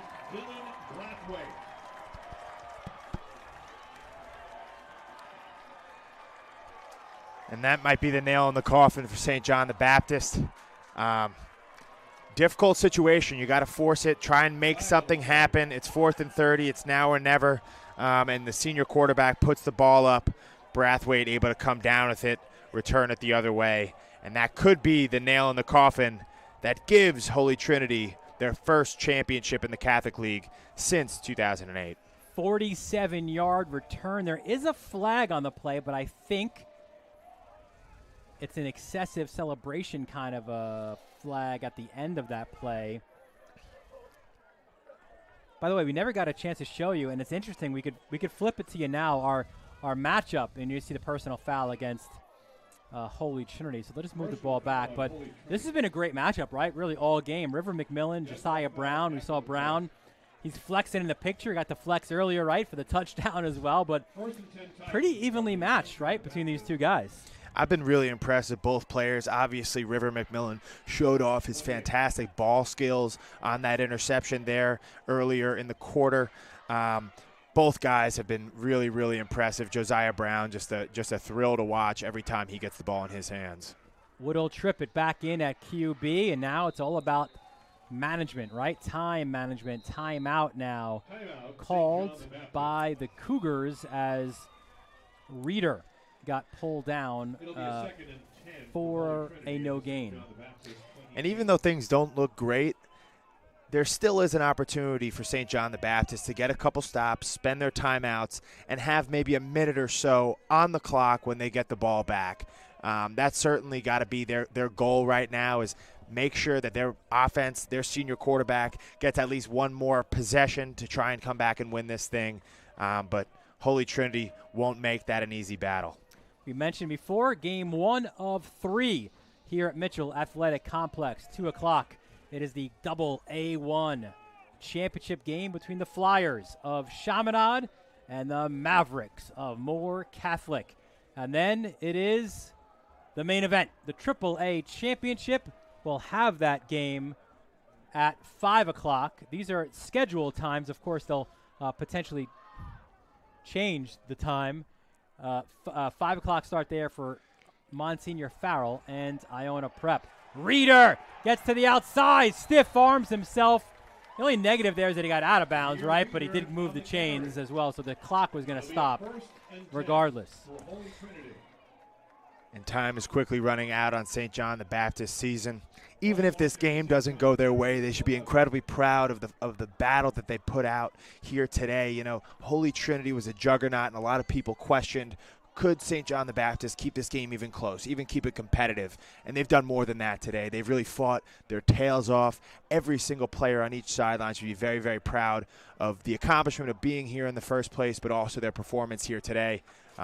Looks like at this junction, it might wind up falling towards the Titans for their first championship in 13 years. 1st and 10 from the 11-yard line. Woodall Trippett in shotgun. Hands off. There's Robbins. Touchdown. Holy Trinity. An 11-yard score for Cam Robbins.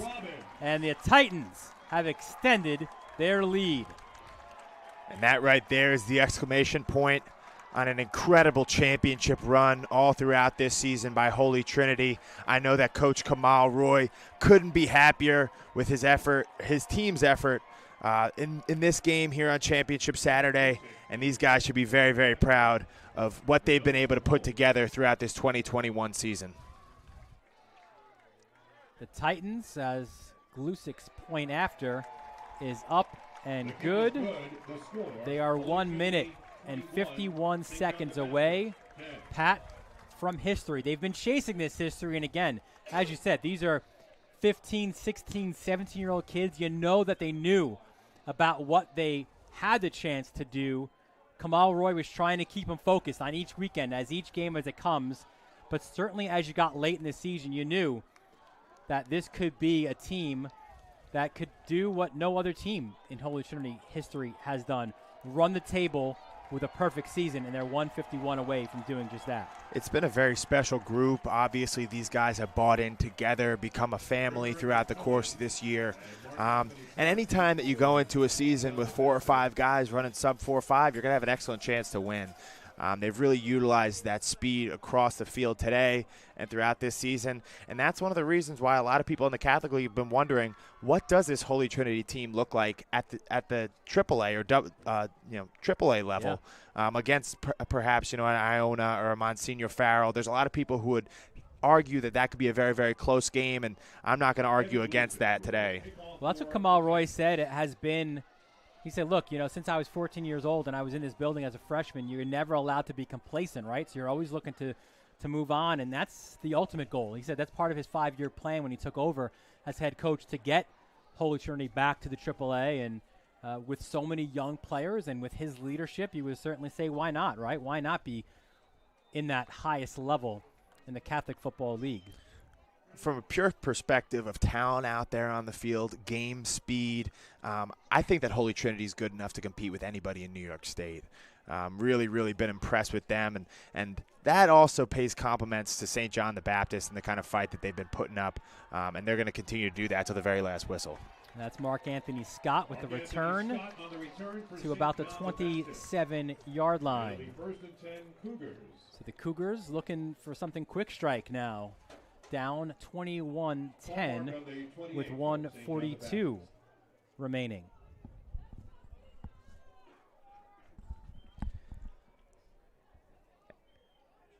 And we'll see that St. John the Baptist offense come out there for one more drive. And even though the game might be a little bit out of reach at this point, I can tell you as a senior, there's something very, very special about your last high school football series. I really hope these guys can go out there, soak it all up, and leave everything out on the field, because they really have had a tremendous season. They have nothing to be ashamed of. Really, really tremendous accomplishments in getting to this point. And I'd love to see the St. John the Baptist offense look to finish us out on the right note. 1st and 10 from the 28-yard line for the Cougars. Chase, plenty of time, chased out of the pocket, dumps it, and there he finds McMillan out toward midfield. You mentioned the love and the respect for each other. Well, LOA is on the sticker of every St. John the Baptist helmet. That stands for love one another, which is the last thing that really Phil Alba says before he breaks huddle, before the start of a game. He says, keep your eyes up, keep your hearts full, and love one another. That's been a focal point, a message to these Cougars. Chase looking for options, and he is pulled down and sacked. Reeder. Sacked by Jameer Reeder. And Jameer Reeder certainly has not disappointed. He was given some pretty impressive building from his head coach Kamal Roy going into this game, and he's lived up to it. I'm really, really excited to see what this guy can put together throughout his last couple years of high school, because this is certainly a really high note to start off on. When we spoke to Roy leading into this game, we asked him, what would it mean to win this championship, to be victorious? He said, honestly, what it would be validation. Validation for how hard we worked, a testament to the men who helped myself and the coaching staff get to this point where we are as a staff and as a school. It'll bring us back the tradition known for Holy Trinity football, which a lot of people, maybe he said, have lost sight of, but more so, it's validation for the hard work and the laser beam focus, he called it, on what our goal was. This was something that they set out from the very beginning of the year, and now they are just about there to the finish line. The special thing about football is it really requires buy-in from top to bottom within a program in order to be successful. You know, it's not a couple of guys that make a football team or a football program. It's the totality of that team. And in talking to Coach Roy, you really get the sense that they're building something greater than themselves in Hicksville. And it's really shown throughout this game on their way to their championship. It is a 2nd and 14 for the Cougars off of that timeout from their own 40-yard line. They're waiting, I think, for the clock to be reset. Vinny Oliva has just about done everything but run up the stands and get up here to reset the clock. He is happy with what he sees. 107 and counting. Ooh, a little trickery, a flea flicker back to Chase, flings it up towards midfield, and that is incomplete. Cougars wanting or expecting perhaps to have a little bit of a pass interference penalty. No flag utilized. This is a tough situation because obviously the St. John's offense isn't designed to push the ball downfield on a consistent basis. They like to stay balanced. They like to run the ball, work things over the middle, and out on the perimeter. Tough spot for the senior quarterback Kyle Chase, being asked to drive the ball downfield on a consistent basis, but hanging in there and fight until the very last snap. I think it has to be also said about this St. John Baptist team, and I don't know how much of it was tongue-in-cheek by Alba. I think probably a lot of it was saying, look, we don't even know if we could score a point against the mighty Titans, kind of playing up that storyline. But listen, this has been a battle, right? Holy Trinity knows when this game is over that they were in the fight of their lives as Chase out of the pocket scampers out inside of the 40 for a first down run. So certainly prevent defense, right, by the Titans, and Chase took what was underneath and ran for a first down. I think one thing that's really important to point out is just that the score of this game is not indicative of the story of this game. Right. This is a very, very close game. Two very, very strong teams leaving everything out on the field. Holy Trinity is a special team, maybe a team of destiny this year, I guess you could call them. And it looks like it's going to turn out in their favor, but St. John the Baptist is not going down easy and is going to hang in there. These guys with a lot of pride want to make sure that they fight to the last second, finish out their high school careers in the best way possible. St. John the Baptist will have given Holy Trinity their two closest games, which is remarkable because their other game, as Chase goes far sideline, that is complete for a first down. What's remarkable is that other game was 45-21. That was the closest game before this one. As it appears, there's a couple of injured players on the both field. A Titan and a Cougar down on the field right now. And this isn't what you want to see, a little bit of scuffling there on the sideline between Holy Trinity and St. John the Baptist. Let's hope these guys can keep their composure and not ruin what should be a very, very special moment here in the next 41 seconds. And you see how quickly, too, the coaches were out, just making sure of that point. And I can certainly understand where these guys are coming from. There's a lot of emotion, especially when you're talking about a championship atmosphere. These guys from St. John the Baptist, they're competitors. They want to win. But it's important to win and lose with grace.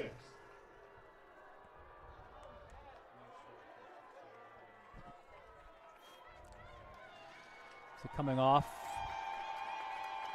it's 41 seconds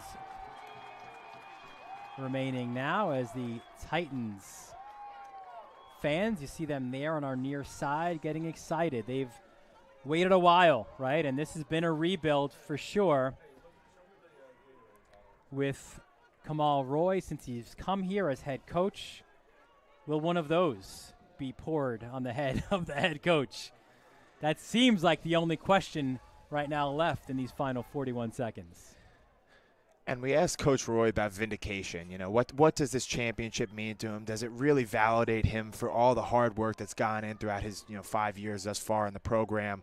And he was a little bit hesitant to talk to us about that element of it. You know, he doesn't want to make it all about himself, but I really do think this has to be very vindicating for Coach Roy, coming back and bringing back Holy Trinity almost like a phoenix from the ashes, a great program that has been down for a very long time, in his eyes, ascending to its proper place atop the CH Catholic High School Football League at the AA2 level. Chase looks end zone, and that is a flag. I think this will be an offensive pass interference. They'll say it was a completed pass to the 1, but I think this is going to come back. It will be offensive pass interference. And look, we said it at the beginning, right? Kamal Roy on this same field in his final game lost in the championship game. They lost to Xavier by 1 point in 1996. He remembers that, and it's been a driving force for him throughout his career, whether it was as a player or then as a coach as well. And his team here will remember their last high school game as well, but for a little bit of a different reason, knowing that they finished it as champions, as perfect undefeated champions. It's something you never forget. One of my biggest regrets is, the fact that I wasn't able to have more team success at the high school level, was never able to make a championship game at the high school level. And I can tell you, even no matter what you go on to do in college, you'll always look back at this time, high school football, and say, those are the greatest years playing ball in my entire life. So I couldn't be more happy for these kids. These are stories that they're going to be telling their children, their grandchildren someday. These games really take on a life of their own, and Holy Trinity probably couldn't be more happier. 1st and 25 from the Baptist 41-yard line. 20 seconds and counting left in this one. Chase is chased. He'll go to his sideline. That's a great pass. They're one of his, if not his last pass as a high school football player. And potentially as a football player in general, I'm sure there's potential for Kyle Chase to go on to maybe an all-star game at some point throughout the duration of his senior year. But other than that, he won't be playing football at St. John's. He'll be a pitcher. And, it's always a little bit bittersweet that last time walking off, taking off the shoulder pads. But Kyle Chase can walk off the field with his head held high, knowing that he did everything he could to win. And he truly did love one another, as Coach Alba says. We did see a Gatorade bath for Kamal Roy at the end of the regular season. And it looks like Cam Robbins, who, by the way, was one of the guys who did that in the regular season, getting ready for another one. That's another incomplete pass, and it looks like Robbins will do the deed now. Pass is incomplete. Intended for Robbins, he's had blockers all year. Will he get some blockers here on the way to Roy? Oh, he's not quite ready to do it just yet. He's got it ready. You have to be strategic here, because from what I know about high school coaches, they did not like getting soaking wet, especially in the middle of November. So listen, if you're Cam Robbins, what's the repercussion? This is your last game. Oh, it's your last game. Right? You get out of there. But I've seen a few coaches dodge the Gatorade bath, so you got to be accurate. You got to be strategic in how you go about it. Well, what we do know is that 4 seconds left in this one, so this should be the final play. Roy is out towards the field. Maybe he recognizes it. He wants to stay maybe as away from getting wet as possible, but it is going to come in a matter of seconds. Here's the last play of the game. Chase just throws it towards his sideline, and that will do it.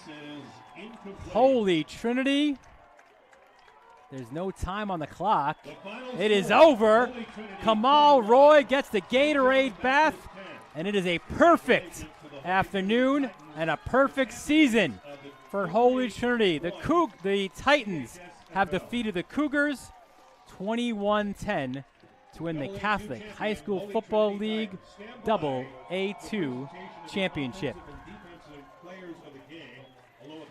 This completes their first true undefeated season in school history. As we mentioned, way back in the day, had an undefeated year with a couple of ties built in there, but this is their first undefeated, untied season in school history. Coach Kamal Roy's work comes to fruition, and they're able to clinch the AA2 title in the Catholic League. Nice sportsmanship there you see between the coaching staffs of both teams, and both teams lined up right at midfield as well. A nice moment of sportsmanship for both sides. We also have to give a lot of credit while we're on to the Cougars, right, of St. John the Baptist. What a run here to the championship game. Look, no shame. Your only 2 losses of the year were to the Titans of Holy Trinity, and they knew they were in this game right from the start to the end. It was a as you said, a closer game than the final score would indicate. So St. John the Baptist players, coaching staff, and really their entire community can certainly keep their head held high. Oh, absolutely. I'm sure that the town of East Islip will be very, very proud of the fight that St. John the Baptist put on today. But today the championship is going back to Hicksville, and the Titans couldn't be more proud of this tremendous accomplishment. One of the really exciting things, if you're a Holy Trinity fan, is just looking at the makeup of this roster. A lot of young guys. They only had 1 senior starting on defense today. They've really got some fantastic skill players who are still underclassmen. So they're going to have ample opportunity to replicate these championships in the years going forward. I mean, Rocco Raynone, only a sophomore. There's really ample opportunity to continue to build off of this and really attain that goal that Coach Roy talks about of eventually becoming a AAA powerhouse like they know they could be. So they just announced Dylan Brathwaite, the defensive player of the game. He'll get a plaque there as well. This is got to be one of the fun things, too, for Chris Hardett. He's a guy who wears a couple of hats, right? He's the athletic director at Holy Trinity. He's also the president of this league, so he's got to be on the field regardless. But you know that he loves being out there as well to realize that his school, his team, has won the championship. Josiah Brown, the offensive player of the game, and we'll have this championship picture. You know, Pat, this is one that even though this is the day and age of everything on your cell phones, it's still going to be a picture that these guys are going to keep for the rest of their lives. That picture will live in history. I'm sure that will be in the halls of Holy Trinity High School forever. And these guys can really celebrate tonight knowing that they've become immortalized. They really have stamped their place in history, and they can really be proud of the accomplishments that they're able to put together in this very, very difficult transitionary year. Yeah, the Titans, I think any way they would have won, they would have loved it, right? But they do so as undefeated champions. There's certainly something special about that, and now they'll come to this sideline and no doubt also salute their friends and their family. Oh, sorry, one more championship picture. Get back there. We're going to take one more. But what a year it has been.